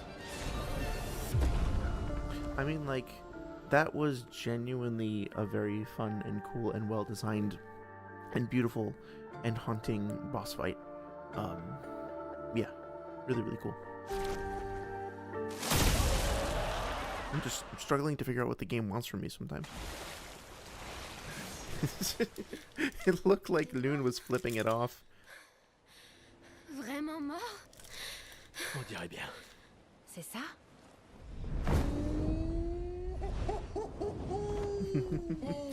Thanks for the help, jackass. Génial! Prêt à prendre le large? Alors c'est parti! Allez-y! Sautez, mes amis! Ce n'est pas si haut! On peut enfin traverser la mer. Gustave, t'aurais pas un peu de vin de côté des fois? Tu vas? Hé, tu peux le faire. Je déteste l'eau.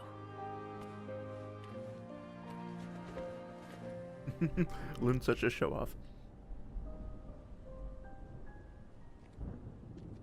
Elle n'a plus l'air si loin maintenant. Pas vrai? Oui. Tu veux lancer une autre pierre? Les autres nous attendent, mais... Tu pourrais l'atteindre? D'accord.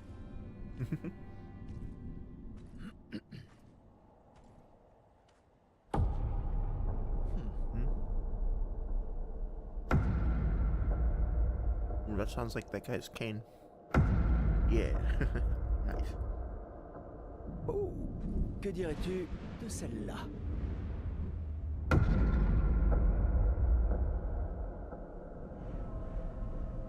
C'est vraiment important. Oh no.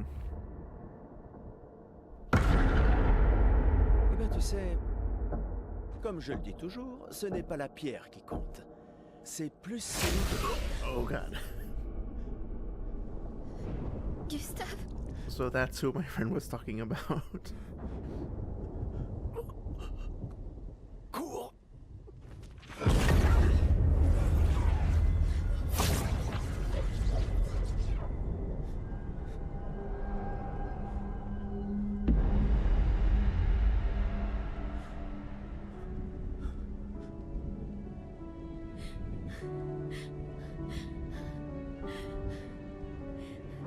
Cours. Je t'en prie, cours.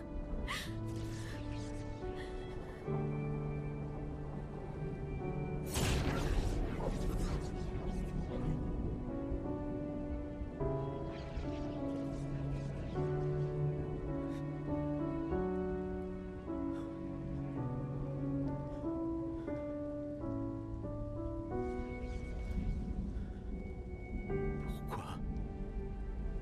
Pourquoi est-ce que vous faites ça?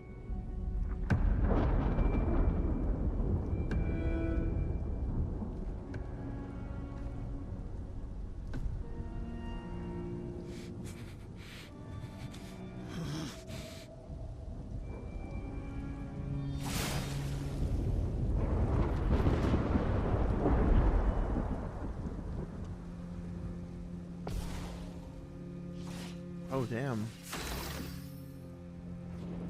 I didn't see that coming. Can I heal? Wait, I thought I had another healing ability. I'm also taking it off. Okay. Hello. Okay, let's see. On ne vous a rien fait. Rien. On devrait être dans le même camp. I wonder what would happen if I just don't attack him. Laissez-la partir.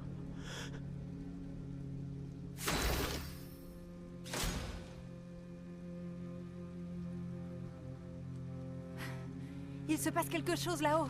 Esquier, amène-nous là-haut. Oh shit, that thing's still alive.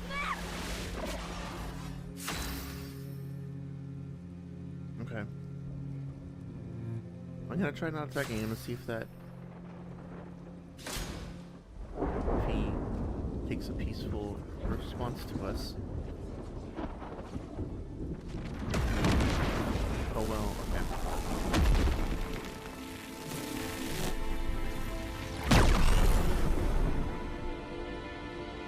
Okay. That was weird.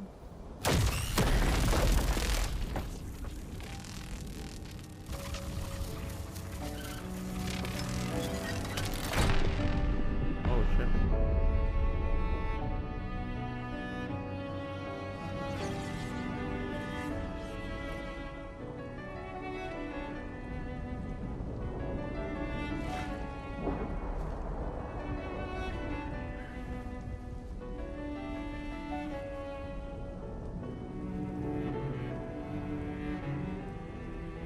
Pour ceux qui suivront.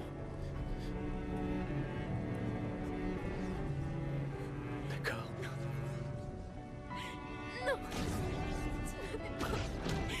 Tu m'avais promis.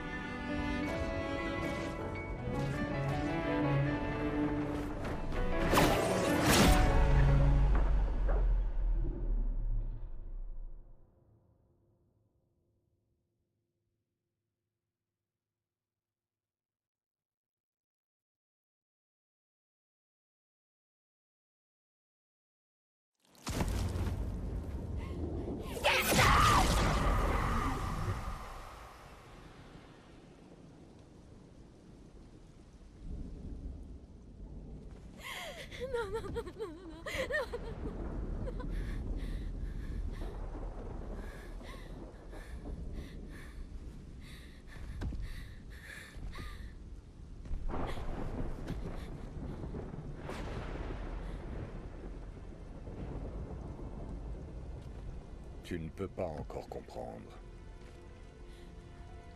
Mais je vous fais une faveur. Ce n'est pas de la cruauté.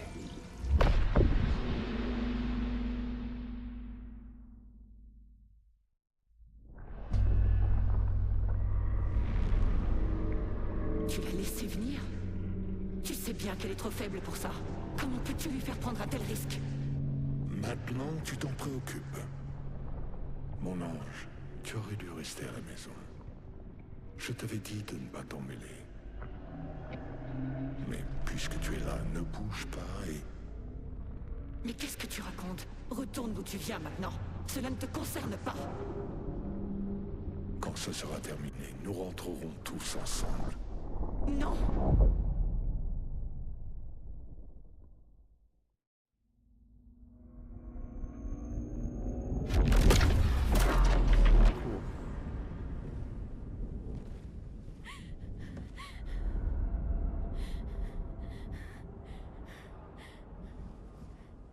Je comprends que tu te sentes perdu. Mais nous voulons tous les deux ce qu'il y a de mieux pour nos familles. Désolé que tu te retrouves entre deux feux, mais j'ai essayé de te prévenir.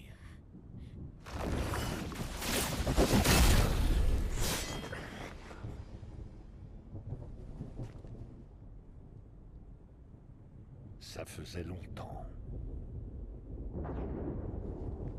Oh, hello.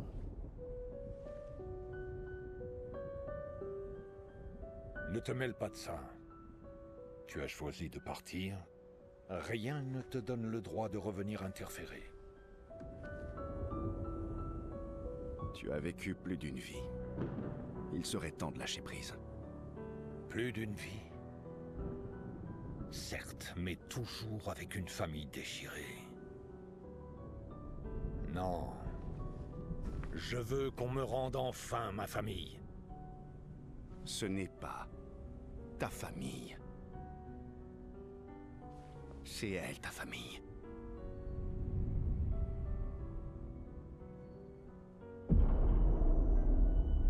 Tu te servirais d'elle? C'était son choix.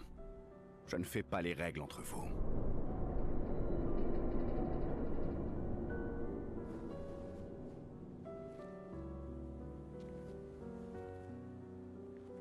Hé. Ça va. Ne t'inquiète pas. Je m'occupe de tout.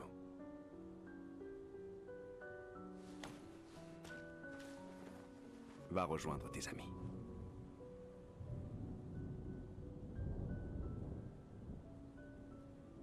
Va.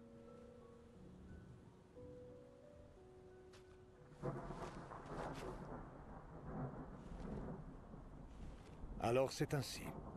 Tu nous entraînes sur cette voie. Mais es-tu préparé aux conséquences? Elle ne peindra plus jamais.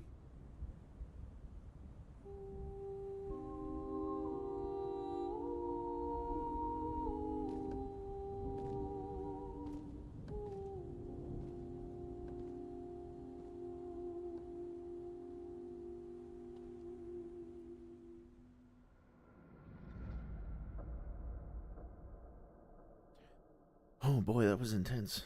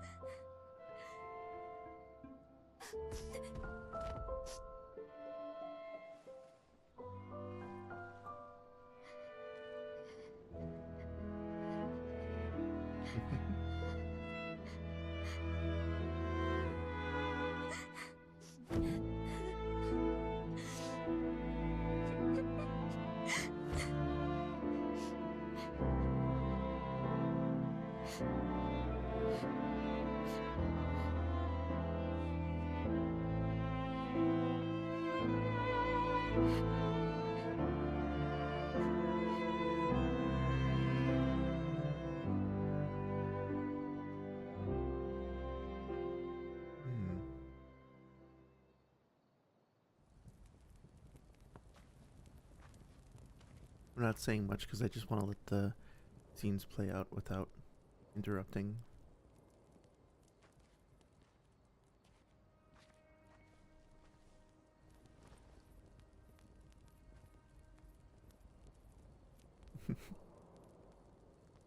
La dernière fois qu'on était assis ensemble. À lumière. On pleurait nos parents. À croire qu'on se retrouve uniquement pour porter le deuil.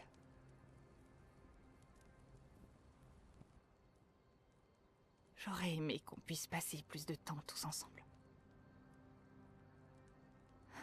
Dans un contexte plus joyeux.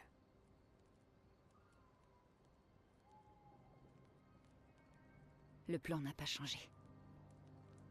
Direction le monolithe. On continue vers le nord. Avec l'aide d'Esquier, on peut le faire. Mais on a perdu le convertisseur de Lumina.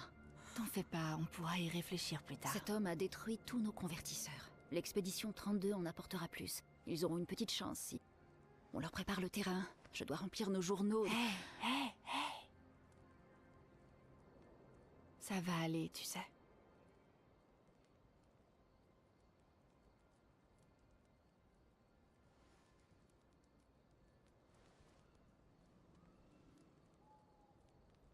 Demain sera bientôt là.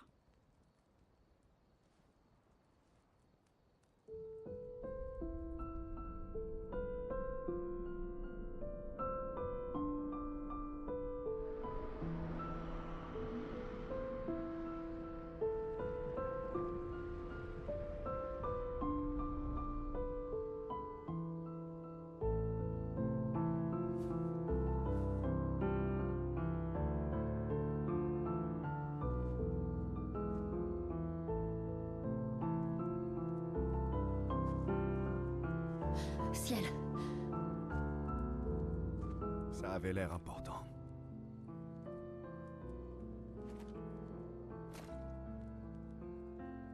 Si vous voulez atteindre le monolithe, mieux vaut traverser la carrière au nord. Qui êtes-vous? Où avez-vous trouvé cet uniforme d'expédition?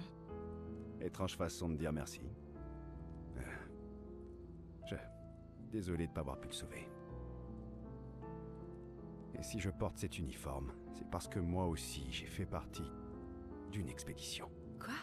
Comment c'est possible? Je ne vous ai jamais vu. La première expédition. L'expédition 0. L'expédition 0? Mais vous êtes encore en vie et pas... Vieux? Je ne sais pas trop comment, mais... Certains ont arrêté de vieillir. Et on n'est pas affecté par le gommage. Certains. Comme l'homme sur la falaise. Renoir. Notre commandant. Pourquoi? Pourquoi est-ce qu'il a massacré nos amis? Comment est-ce qu'il a pu trahir les siens? Il pense que son immortalité est un don de la peintresse. Si elle meurt, lui aussi, il a pris goût à la vie éternelle. Et pas vous? Enterrer tous les gens qu'on connaît a tendance à devenir pesant. Je n'ai pas pu aider votre ami.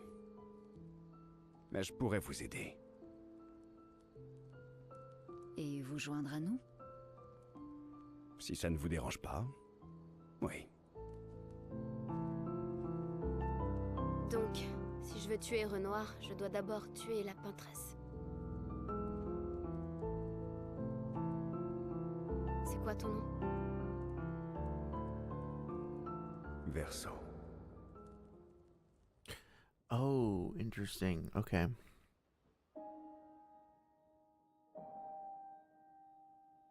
And now you're entering your hater arc? Why are you in your hater arc?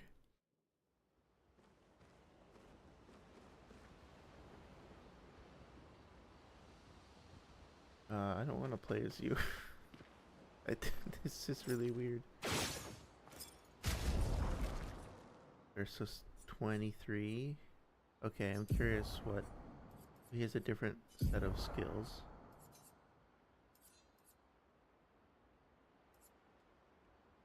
Wait, but from fire is one of Gustav's skills.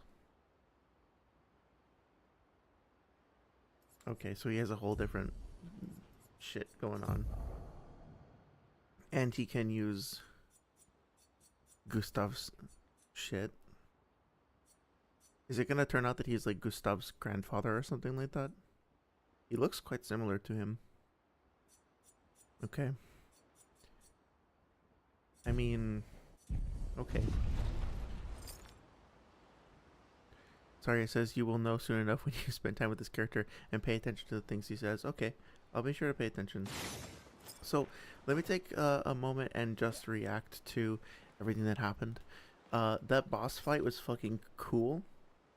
Really, really amazing fight, amazing design, amazing environmental set pieces as well. You just stem to stern, like a truly wonderful encounter. Music was great. Presentation was just off the fucking hook. Loved it. My characters are so powerful though that I kind of wound up feeling like, again, kind of caught into that duality of either getting my ass totally rocked or just dominating the fight. I wish that fight had gone on twice as long. I wish that the boss's HP pool was like twice as big or something like that, or that it had some shields or something to just drag it out a little bit longer. Because it was so cool, I wanted to spend more time with it, and I wanted to see more opportunities for learning the abilities. I would much rather have the abilities be like more frequent and deal less damage, but the enemy get more turns or something like that, because then that gives me more chance to engage with the parry mechanic and learn the timings more, as opposed to just like feeling like it'll burn through very quickly. The scene itself, I still haven't quite emotionally processed it, because there's a part of my brain that's like, so here's the thing, and maybe I'm wrong, and I hope to be proven wrong. I will genuinely be curious how this turns out. The fact that Gustav's skill set had a bunch of skills in it that were locked off, to me that implies that they're going to be unlocked later, and that means that he's coming back and that he's not really dead. That could just be a bait and switch though, right? It could be that if they showed the skill set as only having like the 10 or 12 abilities and then didn't show the like fake locked off icons, then people would think that he was a very like limited character, and that it would like be kind of giving away the length of the game as being shorter than it actually is, or something like that. So who knows, it could actually be that they decided to put those locked off things in place, because if they didn't, then it would be like a spoiler in the opposite direction, so to speak. But I don't know. It feels like maybe they revealed a little about the nature of the plot through, sorry, I haven't helped you, friend, through the act of showing that. Like, I kind of wish they had gone through and designed like a full fake skill tree like they did for the other characters, and that would have made the deception even more effective. But it depends on how it works out. Because of my cynicism, because I've played other games before that have done similar bait and switches, I am personally not feeling like very shocked by Gustav's death, because I think he's going to come back later. And I think that has to do with the tropes of video gaming more so than any fault with the developers themselves. But if he doesn't, like, I'm going to be really surprised, and then it's all going to pay off. So genuinely just very curious to see what they do with it. I think the way that Mael's trauma was portrayed felt very real and felt very human. You had some of the panic and the kind of clawing for an answer, so to speak, but then you had that moment in the end where she just kind of goes quiet and her eyes go wide and she's kind of like just kind of not there. That felt very real. That felt like something that I'd seen before, and that 99% of the time, the way that trauma is portrayed, especially in like JRPGs, but also in a lot of TV, etc., they won't do that. They think that trauma is like experiencing trauma in real time is just screaming and crying, and it can be. That's a part of it. It's very common, but it's not just that. There's a whole a lot more than you deal with. especially in that context, right? So, I kind of saw it coming, but I kind of didn't, and I'm kind of affected by it, and I'm kind of not. And I think Mael is, of course, winding up being the emotional core of all of this. And I'm genuinely curious to see how she reacts to it. As far as I'm concerned, she's the protagonist now, and maybe she was the whole time. And we're just kind of getting used to it. I really strongly dislike having a replacement for my main character. I don't like the look of this guy. I don't want him here. I don't like how quickly the other characters are willing to just trust and let him in. Like, who knows what he's capable of? Who knows? Like, okay, so he brought back Gustav's arm, but there's no reason for anybody here to trust him. They should be kicking him out. They should be like, guns blazing essentially to get this motherfucker out, or like to beat the shit out of him and like torture him for, well, not literally, but like try to get information out of him because of everything that happened. This feels really, really weird and gross, and I think that the developers are smart and mature enough to know that that reaction would happen, and it's a choice that we're just going to have to deal with. And there's going to be a payoff for it later, is my prediction. But there better be, because right now I'm like, I think he's even using the same fucking animations as Gustav. So I'm like, okay, is this one of Gustav's ancestors? Is it Gustav from a parallel timeline? Like, what exactly is going on here? It feels too familiar and also alien at the same time. It's like, I forget the name of that like psychological disorder, but it's like, there's a psychological disorder, maybe it's like Capgras or something like that, where you think everybody around you, like your loved ones, have been replaced with clones. Like they are completely identical in visual appearance, but they're actually just imposters. And it's extremely psychologically disturbing and disquieting to be suffering from that. And that's what I feel. I feel like this fucking imposter is in my house and he shouldn't be here. So that's great. The game is getting a really strong emotional reaction out of me. Some of it I think is coming from a bit of like plot ludonarrative dissonance, something like that, but a lot of it I think is deliberate. They did manage to give him some unique animation, so it doesn't feel like it's just a reskin. Yeah, we'll see where it goes.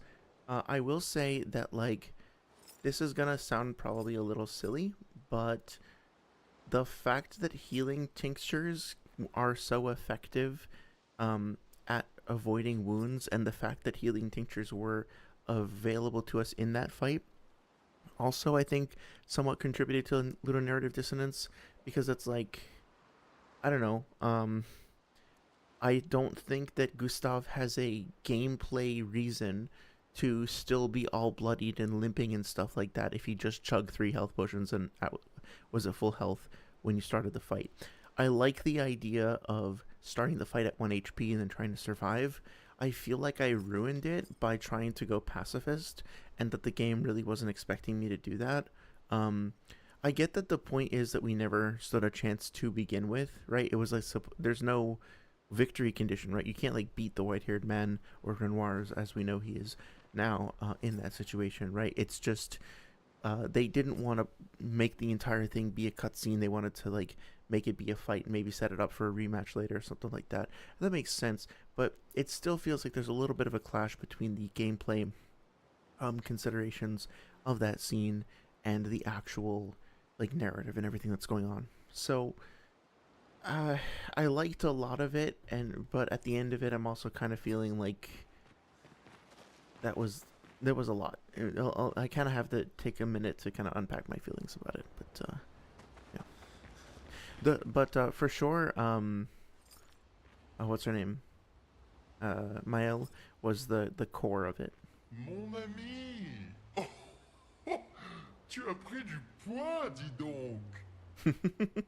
Also, Eski is MVP. Je pourrais en dire autant de toi, espèce de guimauve géante. Et laisse-moi deviner, t'as encore perdu tes pierres. Oh, oh, oh, tu me connais comme si tu m'avais fait. Mais maintenant que tu es là, on va pouvoir aller les chercher ensemble. Ouais, mon pote, on va les retrouver. Mais dis-moi, est-ce que tu leur as parlé de... Tu sais bien... Ah, motus et bouche cousue. Comme on dit. Shut up. Parfait. Je compte sur toi. Tu peux, mon ami.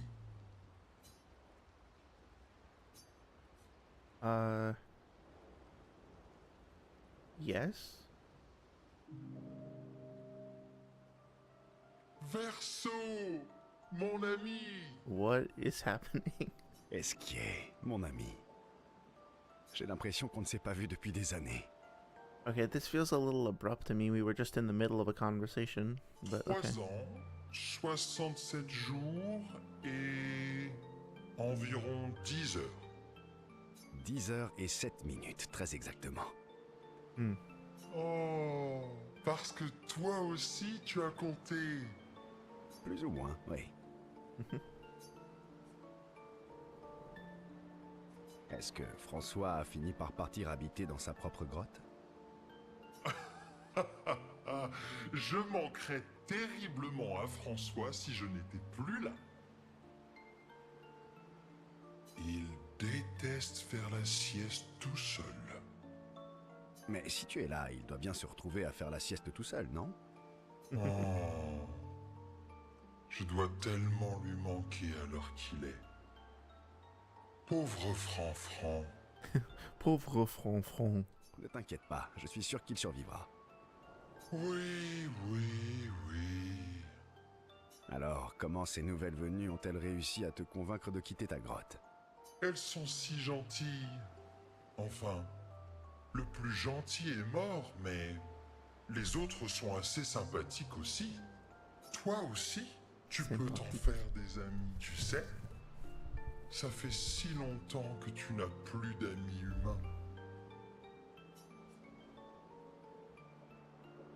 Tu sais ce que je pense du fait de se lier d'amitié avec les membres des expéditions. Perdre une pierre, c'est mieux que de ne jamais en avoir eu. Demande-moi comment je le sais. Ça se discute. J'espère qu'on ne les perdra pas, comme les autres. Alors, tu as encore perdu tes pierres? Comment tu t'es débrouillé cette fois? Ouais, je les ai égarées en revenant de la rivière des Gestrales, peu après ton départ. J'ai bien dû te ramener tes pierres une bonne dizaine de fois maintenant. Tu ne ferais pas exprès de les perdre des fois? Je les perds pour qu'on puisse repartir à l'aventure, toi et moi. C'est une excellente raison. Très bien, allons-y alors. What the fuck? Okay, I was not expecting that. C'est parti! That's really weird. Okay. Mon ami! Je pourrais en... Ouais, mon... Okay, I'm just skipping this to get back to Tu the... peux. Okay, well... So this is like leaning more and more into the JRPG side of things now, huh? Yeah. Personally, I don't know how I feel about that, because I would much rather there just be like organic conversations that happen and the relationship matures as it will, or it doesn't, as opposed to having like a meter that we level up, because then that just makes it feel like a chore to me, or like it's gamifying it as opposed to just letting the relationship be more natural. Like, why are we getting friendship points with Eskia? Did Mael get like trauma points when she went through her experience? You know, not everything has to be quantified. I don't know. I don't like that very much.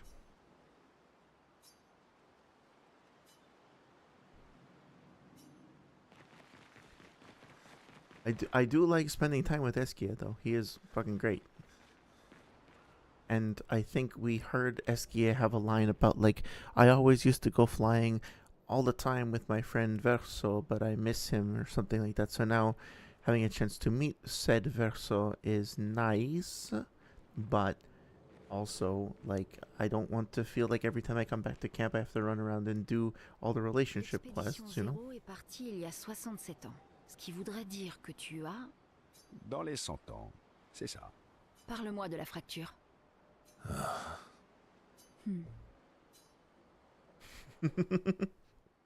Good talk. On dirait que je vais pas trop pouvoir dormir cette nuit. L'expédition 0 est... Dans les 100 Oh, ans, Parle-moi de come la... on. on dirait que je vais... Okay, so on the one hand, I want to know more about the fracture.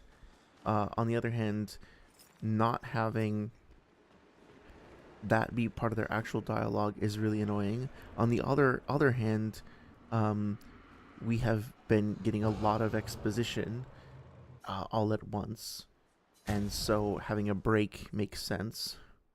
On the other hand, I'm running out of hands.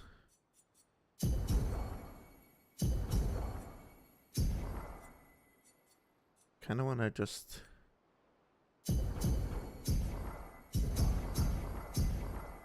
There, you can have one. Fuck you.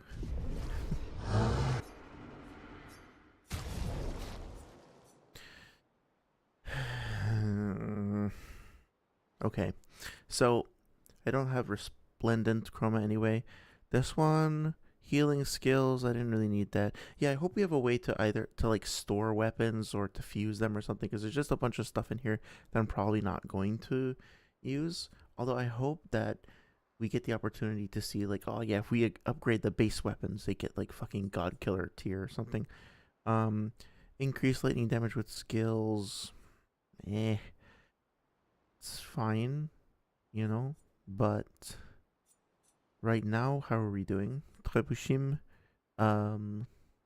yeah, that seems pretty good. On free aim shot, Trubadim, free aim shots deal damage on an additional random target. Yeah, that's okay. I'll keep it Trebushim for now. Saria says you'll learn about the fracture later. Yeah, that's fine. I don't need to have all the information delivered like right away. And in fact, there's so much that just happened that I think it would make not so much sense to deliver all of that right now, you know? I think we need a break. But at the same time, like, I don't know. I think I'm probably... So if you play The Last of Us 2, I think I'm having a very similar reaction now to when part 2 started and all of a sudden you're not playing as Ellie anymore. You're like, what the fuck? No, ew, no, I don't want to play as this person. I don't like this person, right? And so I think it's probably going to be very difficult for me to elaborate on, to like be attached to much of what's going on before then, before that feeling goes away. When hit, lose 1 perfection instead of 1 rank. What the fuck? Okay, I guess I'm not going to level this stuff up yet because I don't... That's interesting. So it changed all of the passives to reflect Verso's abilities. So I'm not gonna upgrade these yet until I know what his fucking deal is. I want to upgrade this. On turn start of stance, let's switch to defensive. This is actually probably not bad, but skills off of defense and luck as opposed to defense and agility.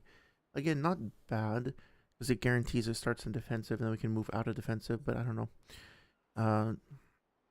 In defensive stance, only critical hits apply burn. Base attack applies 2 burn. That's actually probably pretty good. I feel like Virtuous doesn't bring any shield. That's only shield. Okay, so going to go... I wish there was a way to like give the enemy a shield as part of another attack and then combine it with this to be able to break it. What happens if I... Okay, so at level 9 this is 373. What happens if I level this up? 209. So it's not going to get up to that level. Okay, so I'm going to leave this alone for now. And as for you, sound skills always apply 10 foretell. Yeah. More, please. Yes, nice. Okay. I think we're good.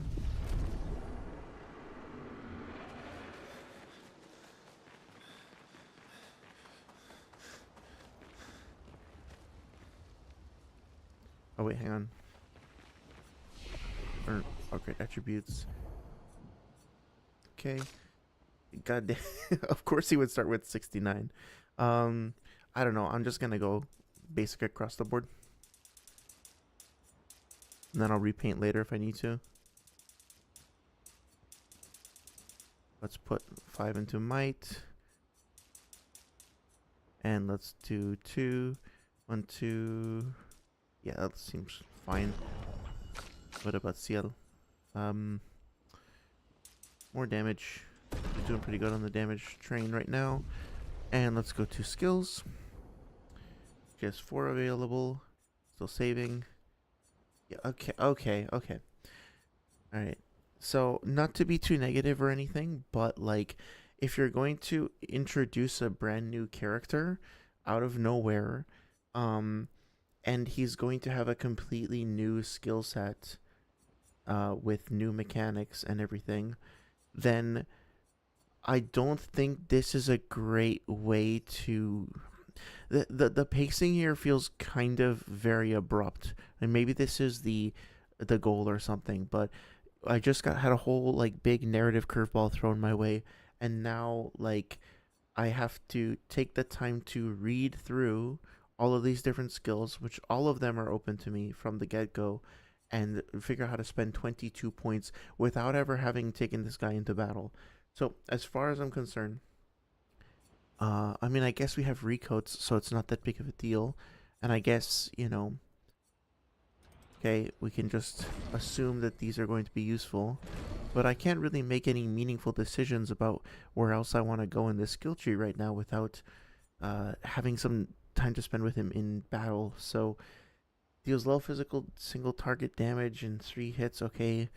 Quick strike deals low single physical damage, gives more perfection with guns. I don't know what any of that means. So, dispels self-status effects, light damage, 2 hits. I guess I'm just gonna pick some shit and see how it goes. Single target physical damage, plays a second time, kills non-boss enemies. Okay, so that's kind of an interesting idea. Deals medium single target light damage, 1 hit, damage increase from each free aim shot. Now I don't want to do that. Overrunning to A and fills up AP, but okay. I mean, actually, free aim can be kind of useful. Try that, I guess. 5 hits. Damage increased by speed difference with the target. Okay. I feel like that probably wasn't a good choice, but whatever. Now I have some stuff that I can use. Yeah, I'll just start with those. And as for CL, she has 2. Guess I'll get this. Oh no, I wanted to save up. Okay. Yeah, so I feel pretty awkward and pretty overwhelmed by the addition of this new character. We'll see.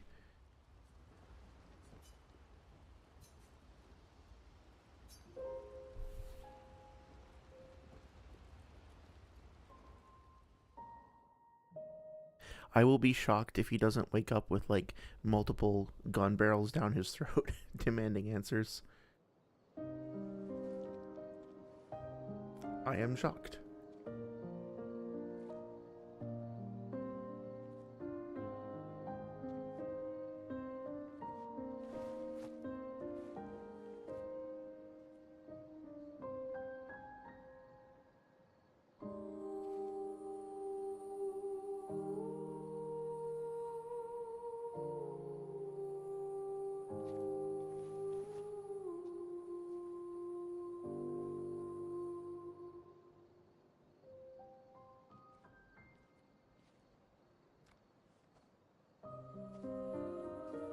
I do love the way that like rock throwing motif or whatever you call it has been reincorporated and reused. It's great.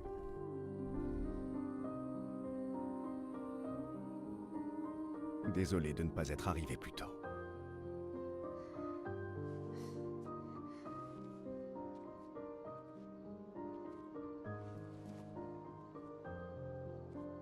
C'était ton frère?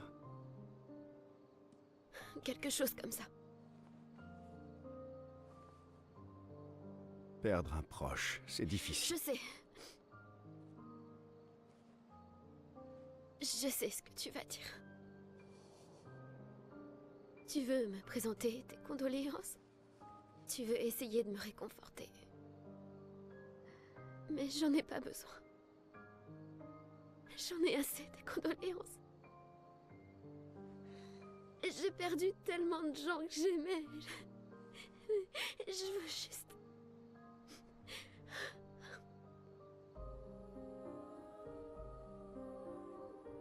Laisse-moi, s'il te plaît.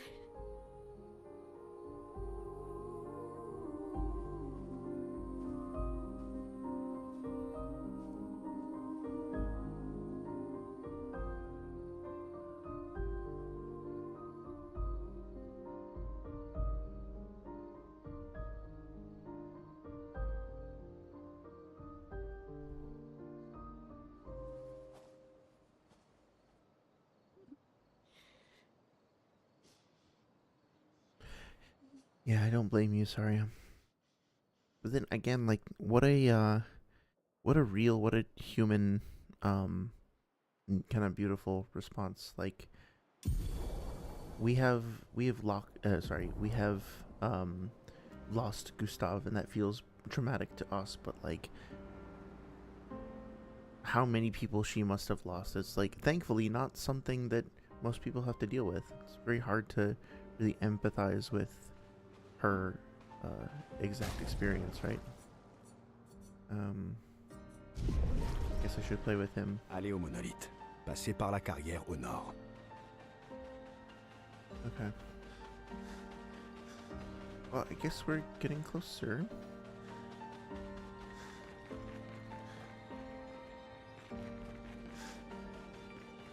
Let's mess around with that skip.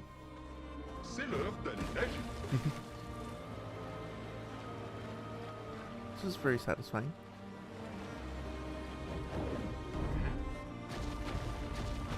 I love how the background music has also evolved a bit. It's very clearly drawing from the same like palette as before, but it's added new layers to it, and it's evolved quite a bit, which is very nice to hear.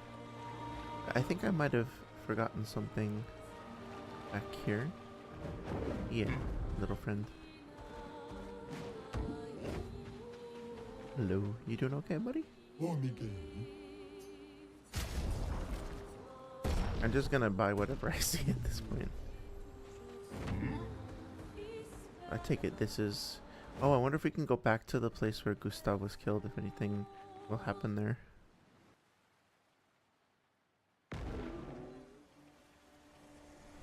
The performance is really quite janky tonight. I'm sorry about that. I don't know if it's something with my PC or not.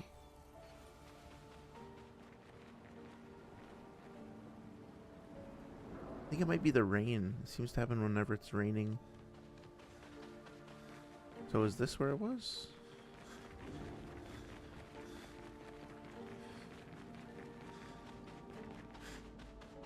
I know, it must have been in here. Oh, it's very dark. Oh yeah, cool. Those lanterns turning on like that was really cool as well. Parfait. Ah, cool. Okay, so that's interesting to me that like I kind of thought that previously the musical things were just the music records, the vinyls or whatever, were just like freebie cosmetic items that you were collecting. But now the fact that one has already appeared in Gustav's place where he died, it makes me think that perhaps it's more like there's a diegetic reason why these things are appearing. Like perhaps within the game's universe, when somebody dies, they leave that behind or something. I hadn't really considered what the diegetic explanation would be previously. I wonder if there is one or if I'm just overthinking it. This is where we were first, right? Et on plonge.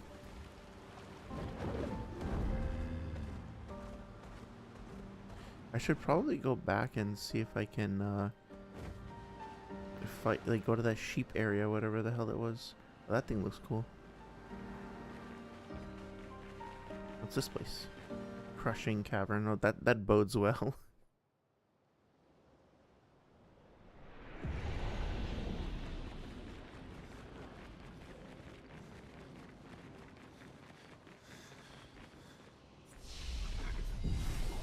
I will say that the introduction of the they say, yeah, that's really, really cool. Oh, that it's so dark you can barely see in front of you. That's really cool.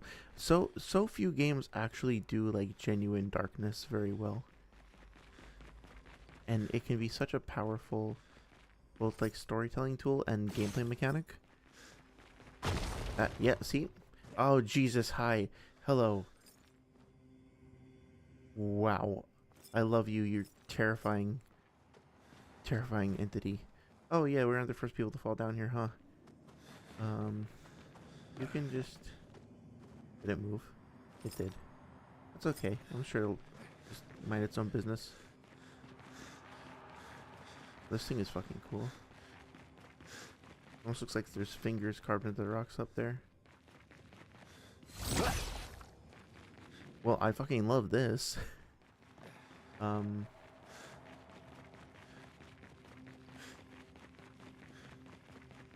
Okay, hi friend. C'est une embuscade. Okay. So you say. I do not trust you. Oh, I love the like little fog over the ground. Is that gonna fall on our heads when we get close? Okay, I'm just gonna go for it. Hello. Oh, he really was telling the truth. Giant sapling. Okay. If I shoot his eyes, is it gonna do anything? Sort of. Alright, let's see.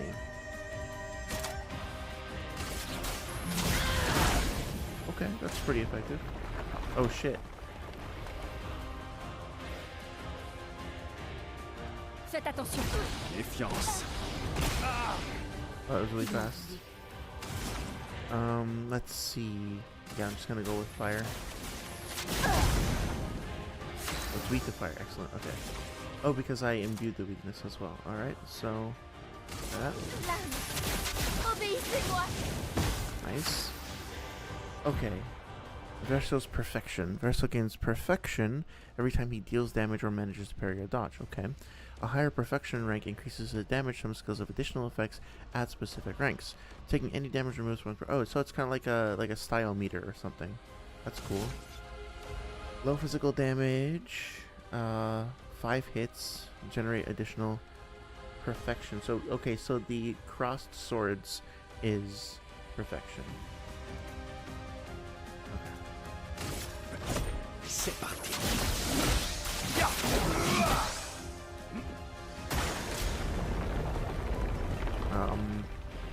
That's bad.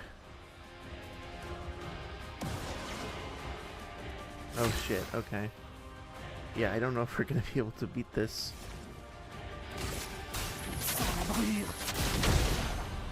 Finesse et grâce.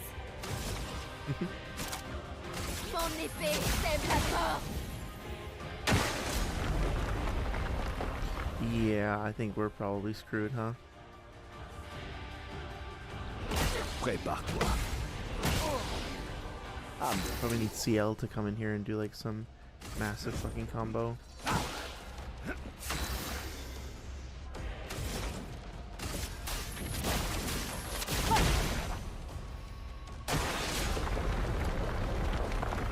Oh, I guess there's one thing I've never done before that I could try. Oh no, there's no escape.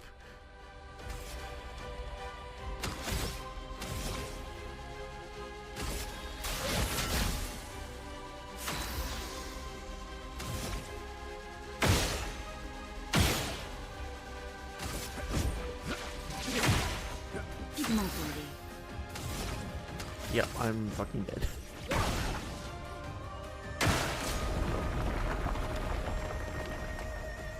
Dansons. See if I can block it this time. Danger! Damn it. Je suis prête. Can I switch to attacking the wall? No, I guess not. Ah, I think she has the ability to break, yeah?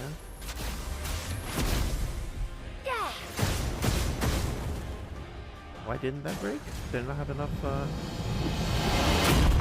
shit, okay. That's fucking terrifying. I want to try that again. I think I can probably pull it off as long as I avoid the exhausts. Oh, I guess I'm fine.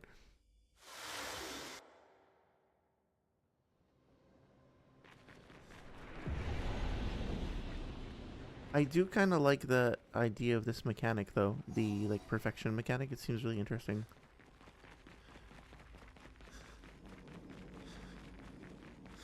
And again, I have to say that, oh wait, hang on. Can I just get across without triggering this?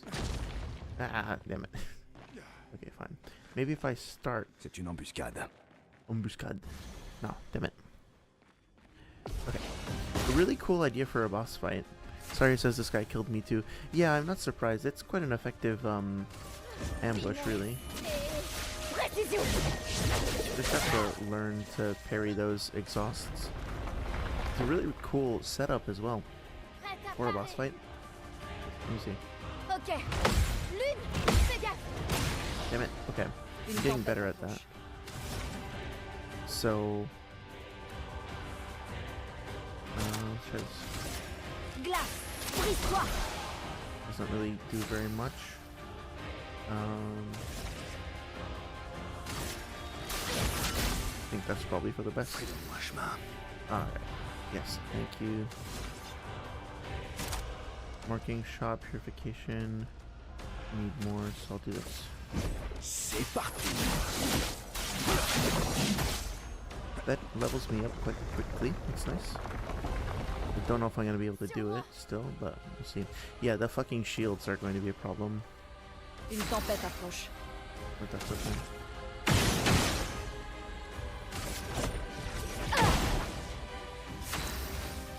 Okay. I think I still need 6. That's 3 hits. That means that's not going to get through. Shit.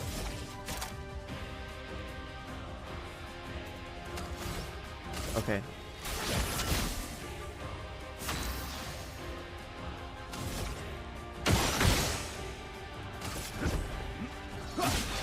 Alright. I think that makes sense. It's gonna be close. Prépare-toi. I have to get this right. Danger. Okay. Good. La chroma coule à flot. Okay, if I can keep pulling that off, I think I have a chance. Prépare-toi à mourir. Yeah, not bad. Okay. Finesse et grâce. Yeah, I think I can do this. Finesse et précision. Finesse et grâce, finesse et précision. Alright, I'm just reading through some of these. 0 to 2 perfection, increased, heal to 100% health, purification, low physical damage and applies mark. Yeah, I'm just gonna keep this one up. Oh nice, you can go above A. Alright, so, you know what? I'm actually going to do this, because I don't really use the energy tints that much, but I want to... He's like, no, don't get this to me. Sorry, buddy. You gotta pull your weight around here. Okay, if I can break it, I might have a chance. Attention, Maël. Oh, god damn it. I was just saying...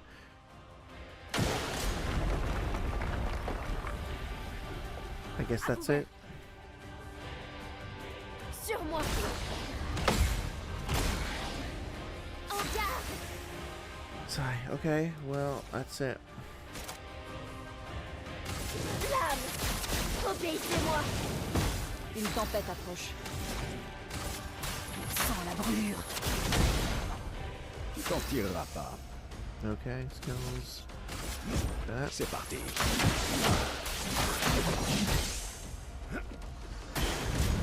Yeah, okay. Now his de-education. You know, honestly, I think I could do this if I used Mael's shield breaking ability and I brought CL in to do something. So let me try. I want to try one more time. So let's get... No, Versa I think should stay. But I think Loon, maybe not. CL should come in. And then we should go... to skills 4. No, so for Mael. As for Mael, let's see. Yes, that's fine for now. Okay, so I never use Swift Stride really. Let's see. I think Shell reducing damage taken deals lowest single damage in a place defenseless. Okay, wait a minute. But where was her skill that let her pierce through shields?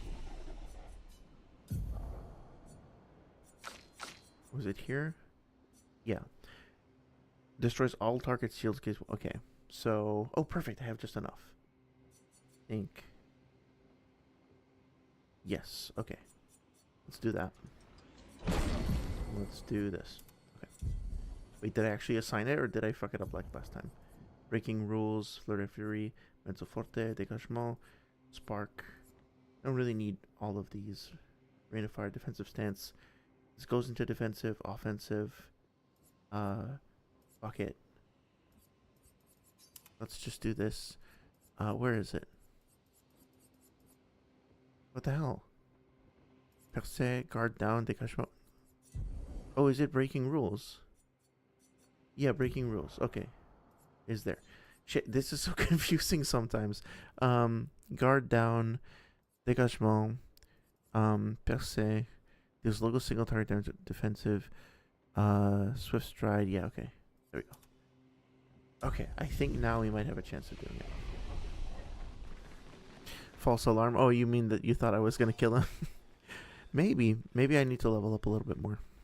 I wish there was a way to delay the walls coming through, but I guess that would kind of, you know, ruin the point of it. So instead it's forcing me to try to adapt to a new situation. Oh, I can just leave if I want to. Okay, that's nice. I love the design of this guy too, though. Seriously, the fucking enemy designers on this game, like, really crazy in a good way. Okay, so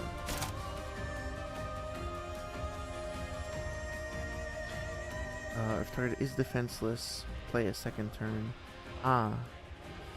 Destroy shields. So what I should have done is gotten the other ability that sets them to defenseless in the first place. But let's just start off with the Fleur. I didn't get a perfect hit. Oh well. I still don't think I'm going to be able to do enough damage, but we'll see. Okay, try again.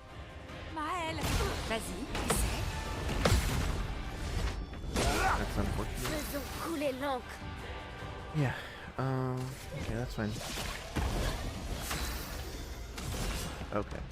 So, I think we want to do Spectral Sweep. 2 to 6 applies for tail critical. Yeah, let's try that. Nice. Okay. Yes, I'm aware. Thank you very much. Medium light damage, a spell status effects. Medium light damage increase for each free aim shot. Use this turn. Cost 2 AP. Okay, low physical damage. Nah, assault 0. I think it's still the right one to do.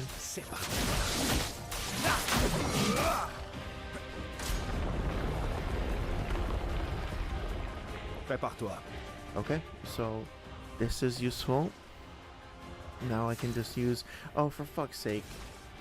Of course, I can't use it because... Yeah, I fucked it up. I really have to parry. Yeah. Sur moi. Fais gaffe. Okay, I think I'm getting the timing down. So...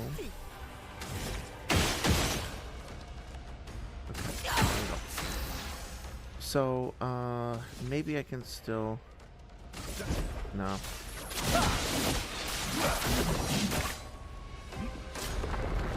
Yeah, I don't... There's no way I can get it down now at this point.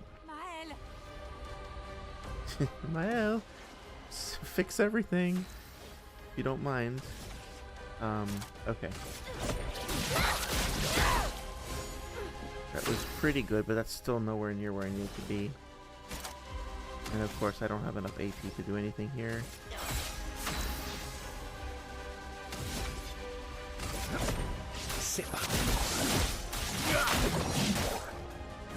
He gets pretty high damage when you actually get him up to his higher ranks.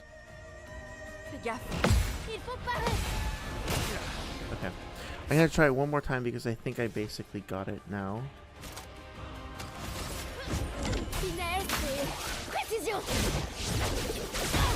But I need to really land that, yeah. Like, I can't get hit by the, by those exhausts. They just completely tank me. But if I can't do it in the next turn, then I will go explore a little bit. I really do like this boss design. It's very compelling. Do I still have... Okay, yeah. Wait, let me actually make sure that I have her abilities. Yes, okay. There we go. And hang on. So I want to switch this out with... where's the one that makes them defenseless? Yeah, there we go. Okay, let's try that.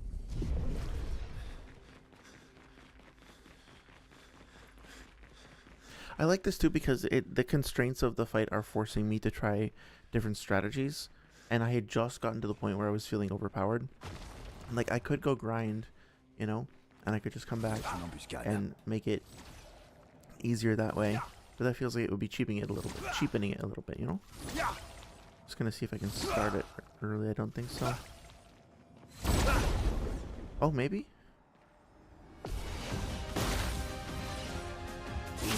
Yeah, okay, cool. Yeah, let's do it.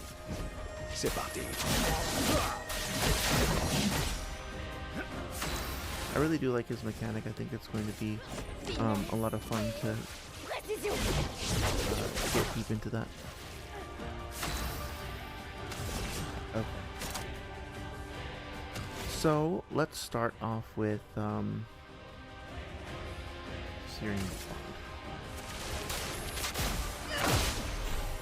Nice. Attention, Maël. Okay, I got to block all these. Méfiance. Okay, excellent. Okay, if I can just keep that up, then I might be okay.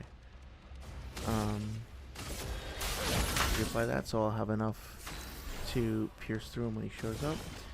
Now let's go right away. He's got 10. Let's go right away into our dark attack.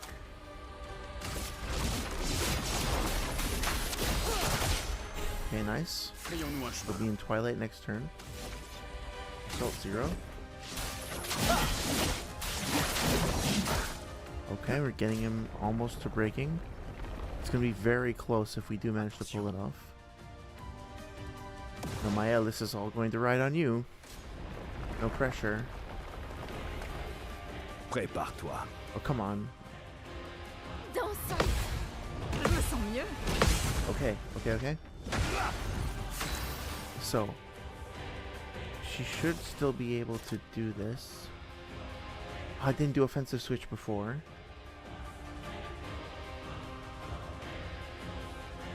But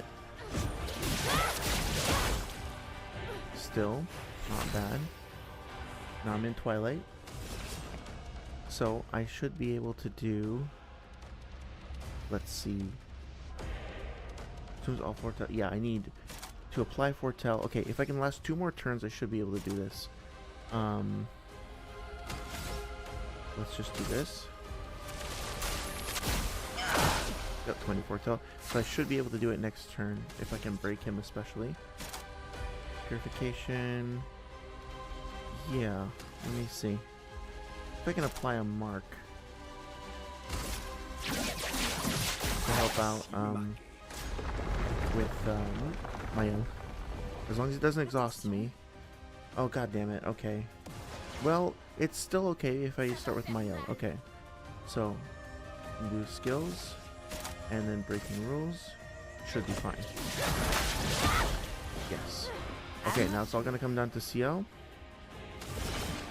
Except I don't have the fucking Phantom Blade available.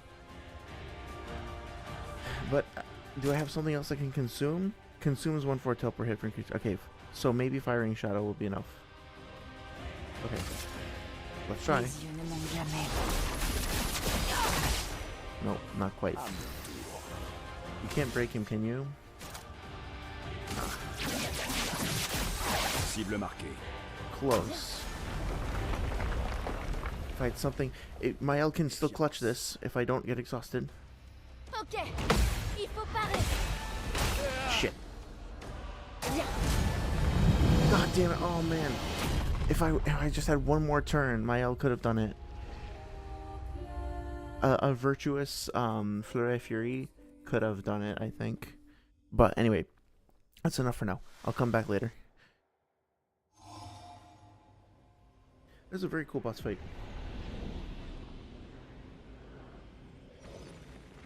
I think also part of it is that I haven't really hey buddy, I haven't really familiarized myself with what's his face's goddamn abilities yet. So I'll try again later. I kind of want to go back and check out the cave with the sheep in it from before, but if I do that, then I'm going to have to delay, you know, exploring all this stuff. So let's keep going for a little bit. I really want to go see what's over there, but before we do, let's make sure that we look for other things that we might have missed. This is where the Metroidvania-esqueness comes in. This is cool. It's another Gestalt village. Yeah, I will say actually, so I'm kind of going back and forth. My critique of the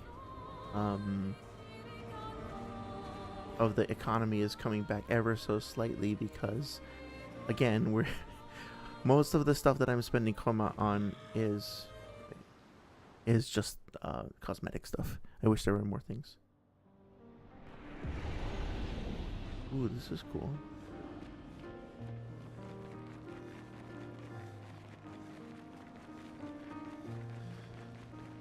I love how this game manages to simultaneously be serene and ominous and like keep oscillating between those various feelings, for lack of a better word.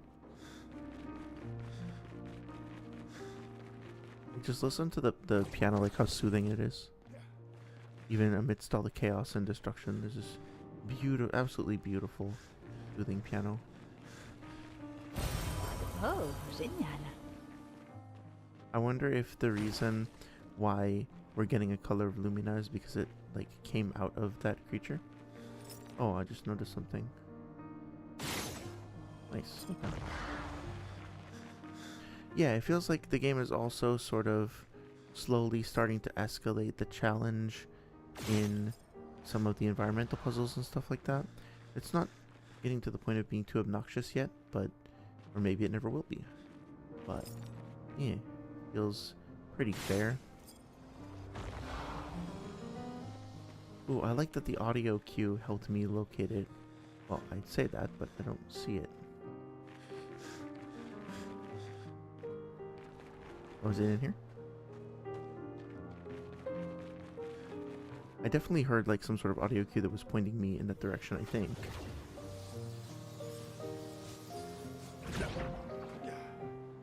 Yeah, so coming back around to one of my... Was this what it was?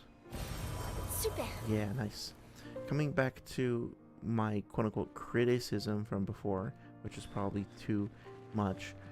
You've never heard me... Or, like, using the term criticism was probably too strong. But you've never heard me, fucking complain about having to use one of these ropes, right? You've never heard me complain about having to use a grappling hook, attach point or whatever, where you're using the yeah, I think it's just called a grappling hook, right? The kind of this thing. Yeah, like those are always fun. The ropes are always fun. Grappling hooks are always fun. The handholds on the wall are never fun. So I don't know why they use them. It's it's not the end of the world or anything. It's just like they already have such a better mechanic. Why not use it? Oh my god. Okay, off to a great start. Oh boy. Can I take that? Sort of. Okay.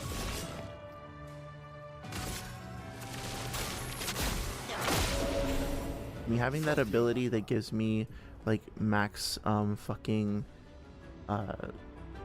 foretell is just, it's too good to be true. Or not too good to be true, but it's like so such a great way to start a fight. Oh Jesus Christ. Okay, it's gonna be one of these fights, huh?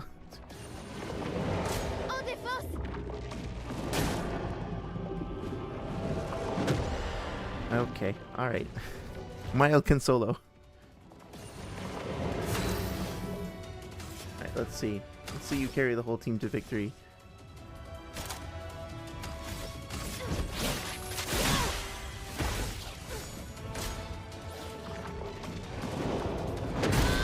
Okay. The fake out there was great. Damn, so, okay, so why is this like 1,000 times harder than the the actual like plot boss fight that we just had? Obviously I'm exaggerating, right? But oh, I just noticed it has like a lion in its up there. That's cool. That was a waste. That was stupid. Alright, let's see. Nice. I mean, Mael is still like MVP. Okay, let's see if I can read this. Oh. Okay, so there are actually 3 hits. God damn it. Okay. That's fine, that's fine, that's fine. So let's try revive. Gotta get the MVP back in the fight as soon as possible. Alright, let's try just getting our perfection up. Very, very satisfying to see those combos being acted. God, that okay. It's so challenging to get those responses in. It's probably a waste, but whatever.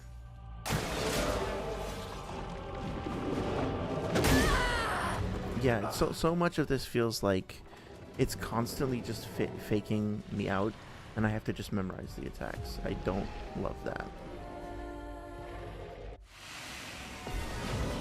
It's not like a flaw of the developer or anything like that. It's just kind of annoying.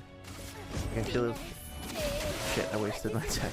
That one was my fault. Okay, see, so I don't mind making mistakes as long as like they feel like my own mistakes. You know? There we go. I don't know if that made any sense. I do like that the game gives you a lot of different tools to kind of experiment with trying to find solutions for yourself, though.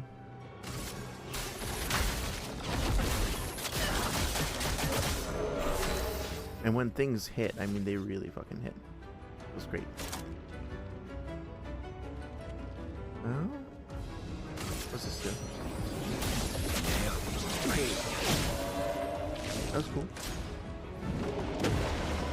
No, don't do that.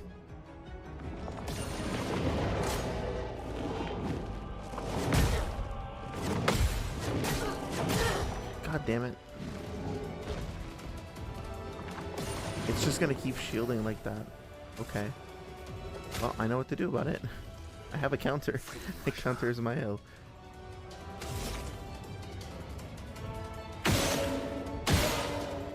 And I'm just gonna keep doing this.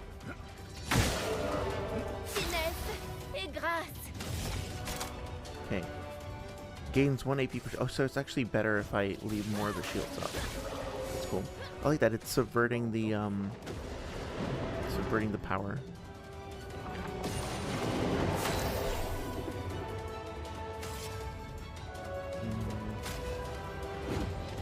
Try that.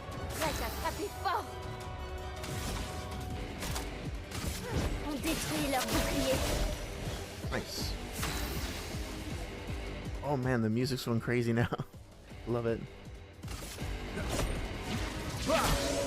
Cool. Bon, tant pis. Oh, come on. I definitely parried that.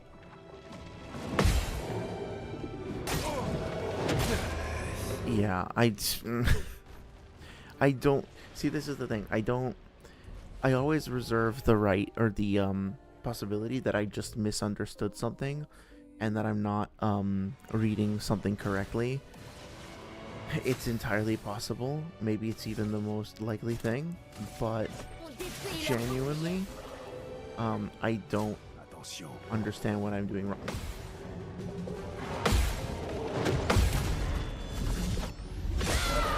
Okay, well, I understand that I did that right, so I just have to try to memorize that. But at the same time, it's like...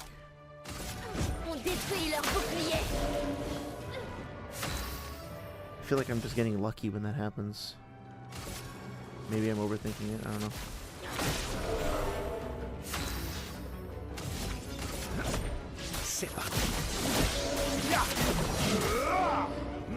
At least I'm doing some damage to it.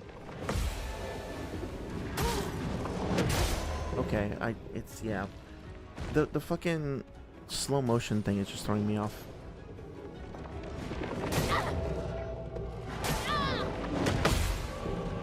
Okay, I think I can learn this.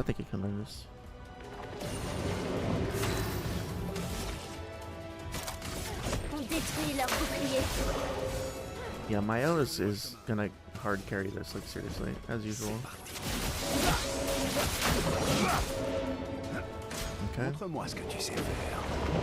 Damn, it just keeps doing that. Okay. Yeah, I mean, like, that's very impressive and all, but, like, I have a Mael. So, sorry. But, I mean...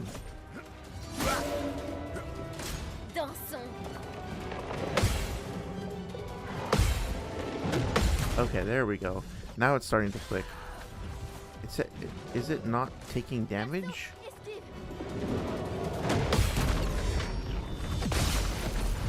Wait, when did it fucking stop taking damage? What the hell? Do I have to hit its,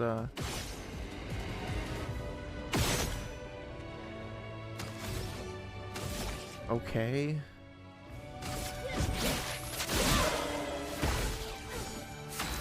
It didn't take damage from that either. What the fuck? Okay. Well, I'm just gonna keep going. Okay, but actually...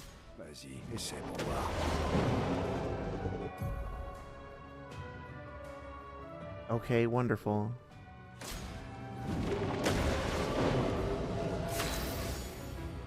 So am I just, like, not able to harm it anymore?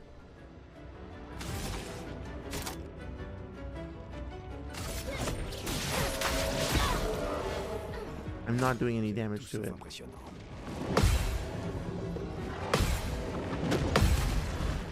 Even with the perfect counters and everything. Okay,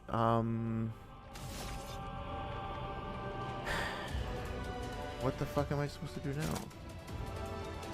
Medium light damage increase for each free aim shot used this turn. Marking shot. I guess I'll fucking do this. Well, that did something.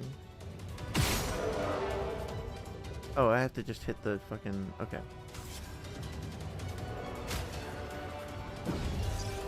I guess when the game literally said it's powering up from its crystal over and over again, I probably should have paid attention to what it was saying. Okay, now versus rank games. Okay, I think I have a chance. Yeah, okay, maybe I should fucking pay attention to what the game is telling me.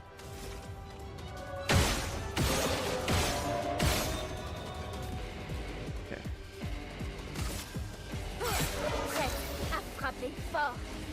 Can I actually target its crystal with an ability like this? Maybe not. Okay. Good time to use it.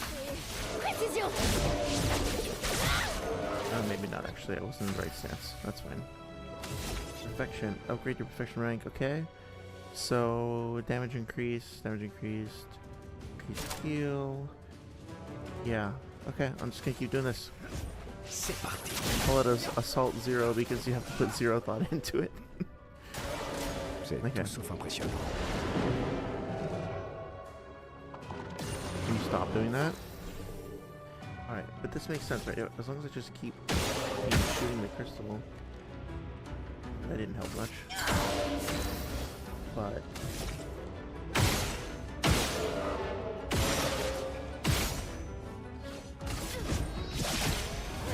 oh, I should have used her... Fais gaffe, personne. yeah, that's fine. I'll use her really next time. En défense! Shit. Appréciable. Okay, well, it definitely went faster that time. Oh, I get it. So the shields are actually... okay, I think I understand what's happening. So the extra shields are preventing me from hurting the crystal. And that time, for some reason, it was slower. Okay, well, I'm done. I think I figured out how to deal with it now. Okay. Okay. That's cool. This smack sounds so hard, it's true. Just want to emphasize like how badly I'm getting my ass handed to me. Bon, tant pis.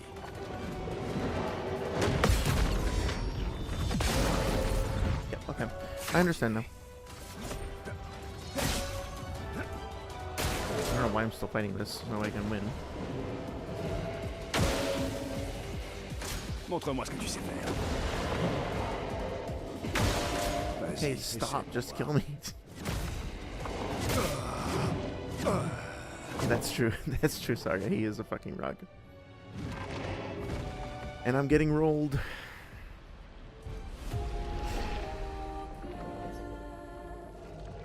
Alright. This is actually a more challenging boss than the one that we did for the plot previously. Okay, so, again... hang on a second. Yeah, so I'll just do this, and I'll save my AP. What a great way to start. That was amazing. It's powering up. And now...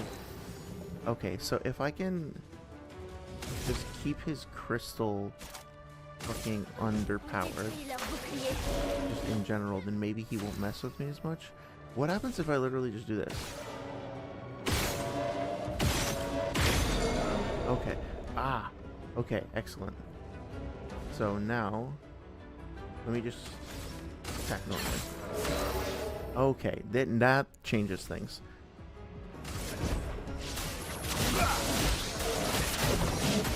That changes things a lot. Lame affûtée! Okay.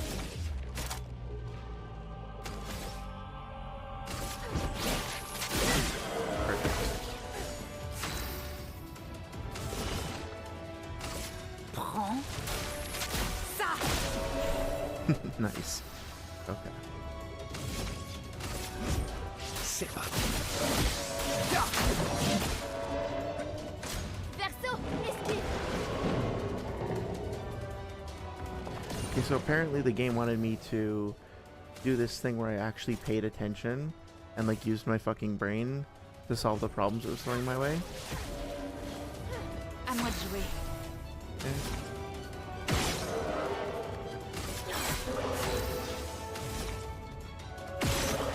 God damn it, I'm gonna lag behind a little bit. It's okay.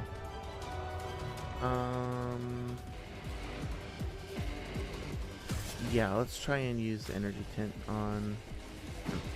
yeah, let's do that. Okay, here we go. Tout sauf impressionnant. Okay, kind of messed that up, but that's okay. Yeah, okay, I gotta deal with this like right now. Appréciable. Oh, nice, I got both of the shields down. Stop it! So annoying. Okay.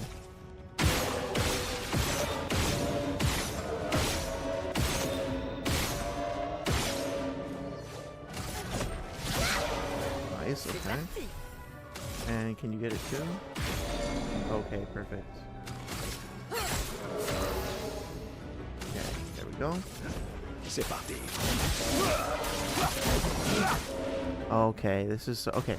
This feels fair, and this feels like very well designed.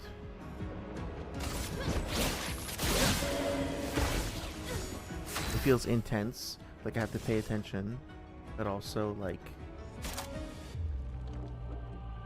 yeah. Je vous vois tous. Damn it. Oh, okay, that still wasn't too bad.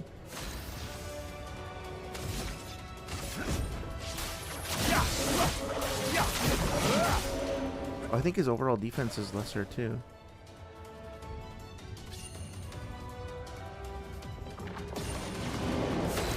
Okay, so yeah, but this is fine because I can still do this and get through the shields immediately. And then I got another. Right, that's right. I got another attack.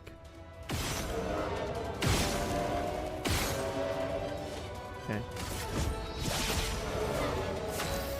It feels like it's tuned just right so that I don't like totally stun lock it forever. It could be lame. But instead it gives me like just enough to feel like I'm always on the edge of the battle tipping one way or another. Very clever.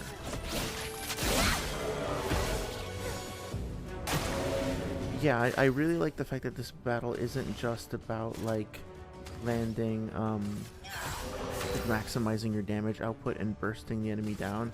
It's very specifically about analyzing weaknesses and coming up with a strategy that defeats those specific weaknesses. That is a really good boss design. I think this is it. I think this is... Yeah, yes, Mael with the clutch. Yes. Energizing revive. Take 50% less damage but can't be healed. Nice. That was really fucking cool. I really like that fight. And I like it in particular because I started off being really annoyed by it and thinking it was kind of bad and thinking I was going to have to come back specifically and just like burst it down with damage, and that wound up not being the case. That's cool. So I might be able to actually use that to my advantage with the rock tunneling thing that we just fought before, the sapling. Yeah, very fucking cool. Good job, guys. Constantin, théoriquement de l'expédition 54. Dès la naissance, nous sommes obligés d'accepter un contrat social dont les termes ont été fixés bien avant notre époque. Et nous ne pouvons ni le négocier, ni le refuser. Le premier cri que nous poussons en venant au monde est considéré comme notre consentement. Avant même de pouvoir parler ou de commencer à comprendre le monde dans lequel nous vivons, nous nous retrouvons pieds et poings liés.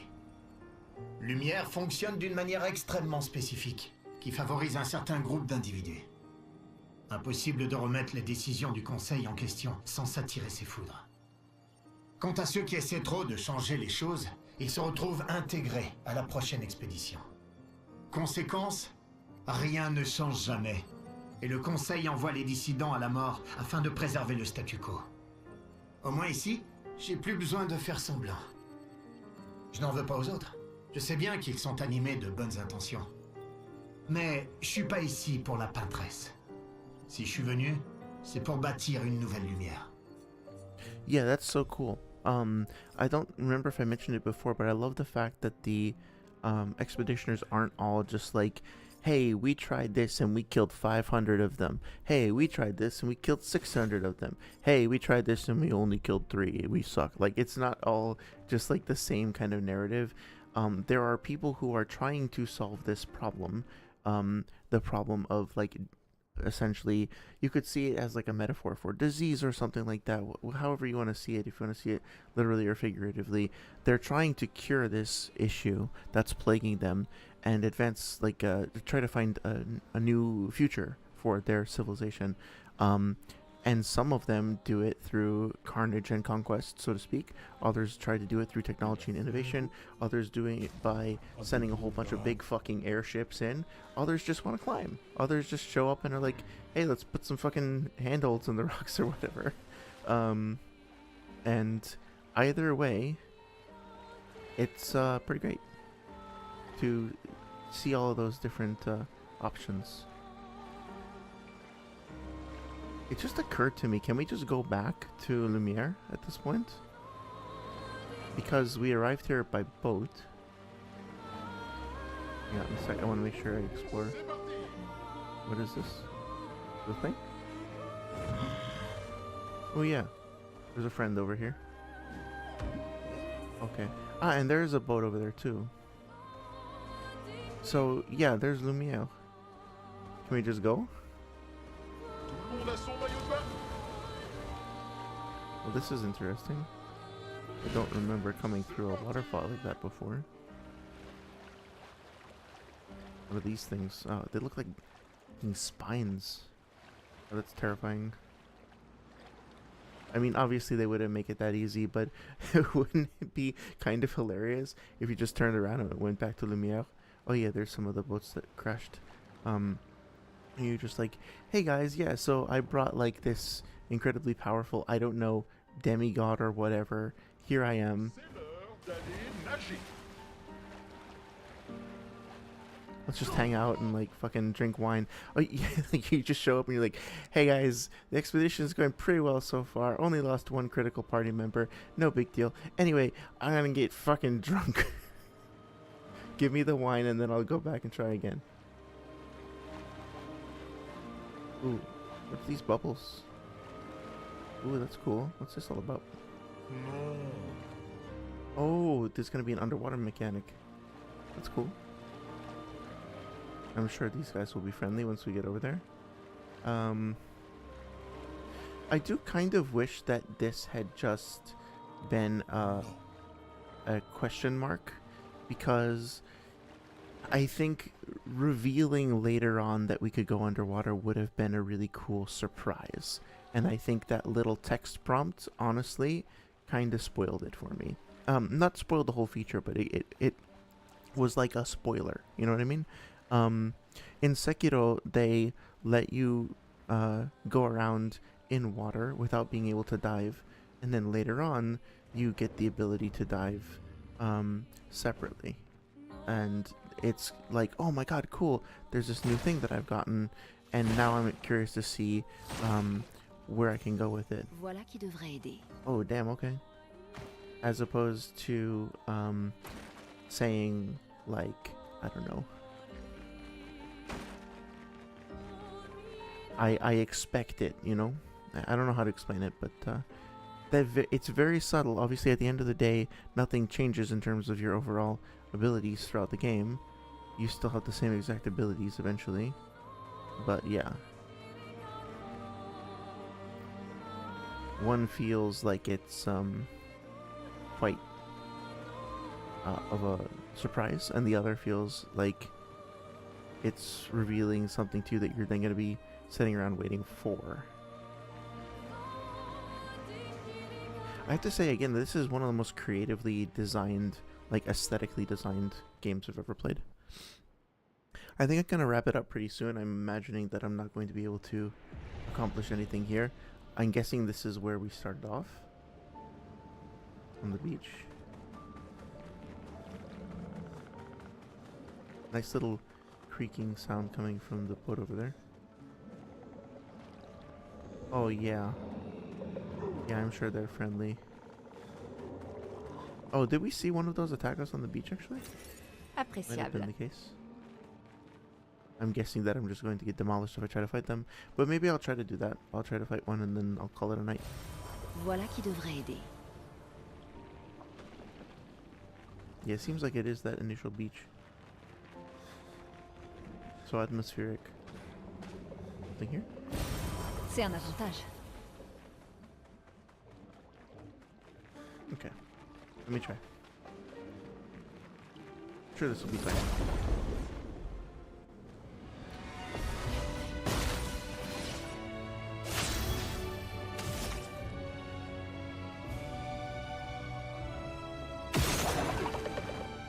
Oh, yeah, these are definitely the same things that we saw on the beach, because I remember seeing those hands that were kind of grasped around a second. The center. Also, I'm definitely going to die. There's no way that I'm surviving this thing. C'est parti. Oh yeah, I'm like barely tickling it. Wow. Unless it's just a matter of breaking it, but even the break meter hasn't changed at all. Oh, yeah. That's not gonna happen. Okay, that's fine. Oh, yeah, okay, of course. Méfiance. Attends. Tout sauf impressionnant. Yep, okay. I kind of figured. Okay, that seems like a good place to stop for the evening. I think this worked out pretty well. Hopefully it was not too disruptive, the schedule change. But I think in general, I was able to kind of stay a little bit more lucid and talkative. At least I felt that way. And at the end of the day, yeah, yet again, I remain impressed with this game. I am very immersed in the overall story and lore and world. I think there are some things that I had a bit of friction against this evening, specifically relating to the way that the narrative was clashing with the gameplay mechanics and with some of the traversal. But what I find with this game is that pretty consistently I will wind up having some kind of resistance to it, or something that I am not a big fan of or whatever, and then I'll find that I will have an answer to that, or like a response to that from the game itself. So for example, not finding that the combos or whatever of that rock monster were particularly easy to read. It felt a little bit unfair, felt a little cheap or cheesy, but then if I just paid attention to what was happening and experimented and tried different strategies, I felt like, okay, there was a way around it, and it was a way that was encouraging me to use my ability set creatively, experiment with new things, and honestly, like, that's what a large part of what keeps me going with the game. So many times with a JRPG style game, you can wind up getting into this cycle of there are just objectively correct things to do in terms of like, this is going to be your maximum damage ability. Every once in a while you need to block or heal, and basically you're just trying to like min-max your characters and burn through encounters as quickly as possible. Even in some of my favorite JRPGs like Grandia 2, that is something, or like Shin Megami Tensei, like that's often what winds up happening. And I have not yet gotten bored or felt that any of the combat was grindy. I feel like there's always something new for me to learn and experiment with, and I'm barely scratching the surface of the characters' ability sets themselves, let alone all the interactions between them. I feel like somebody could get very deep in terms of like basically choreographing a dance between these characters. One character sets up a mark, the other one breaks that and applies a status effect, the other one like follows that up by exacerbating that effect and spreading it to other enemies. Like, I don't necessarily have that level of creativity with the way that I approach games. I'm usually much more thick-headed about it, but at the same time, the tools are there, the abilities are there, the systems have been crafted and designed, and it's not kind of up to the player to do what they want with them. So again, like, I have my moments of friction, my moments of like, this maybe didn't work out so well here or there. I found the inclusion of a relationship meter with Eskie to be like completely bizarre. You don't need an incentive or a fucking number or a score to hang out with the guy. He's already fucking awesome. But that's just me. Maybe other people won't be bothered by that so much. At any rate, I'm very looking forward to playing again with you guys next Thursday. This Sunday, there will be another Naruto stream. It will be starting at 6 p.m. EST as usual. And it will be the final part, I think, of the discussion of Naruto geography, continuing to respond to Sage of Thick Calves' assessment of that topic, so to speak. I have plenty to say. Looking forward to sharing it with you. So thank you so much, everybody who stopped by the stream this evening, as well as who's checking out the VOD after the fact. As always, feel free to let me know any questions, comments, concerns, suggestions, things you want me to try. I'd love to know your thoughts on the game, whether you think that my critique, so to speak, is on point, or you think it's fair, hopefully. And feel free to add me on Discord, same name, John the Maven, and I'd be happy to invite you to the server as well. We have a little community where we talk about gaming and anime and just, chat and stay in touch. More than happy to send an invite your way if you are interested. Other minor thing is that I'm going to be having some new art for the channel, I think in the next couple of weeks, so stay tuned for that. And in the meantime, thank you so much, and have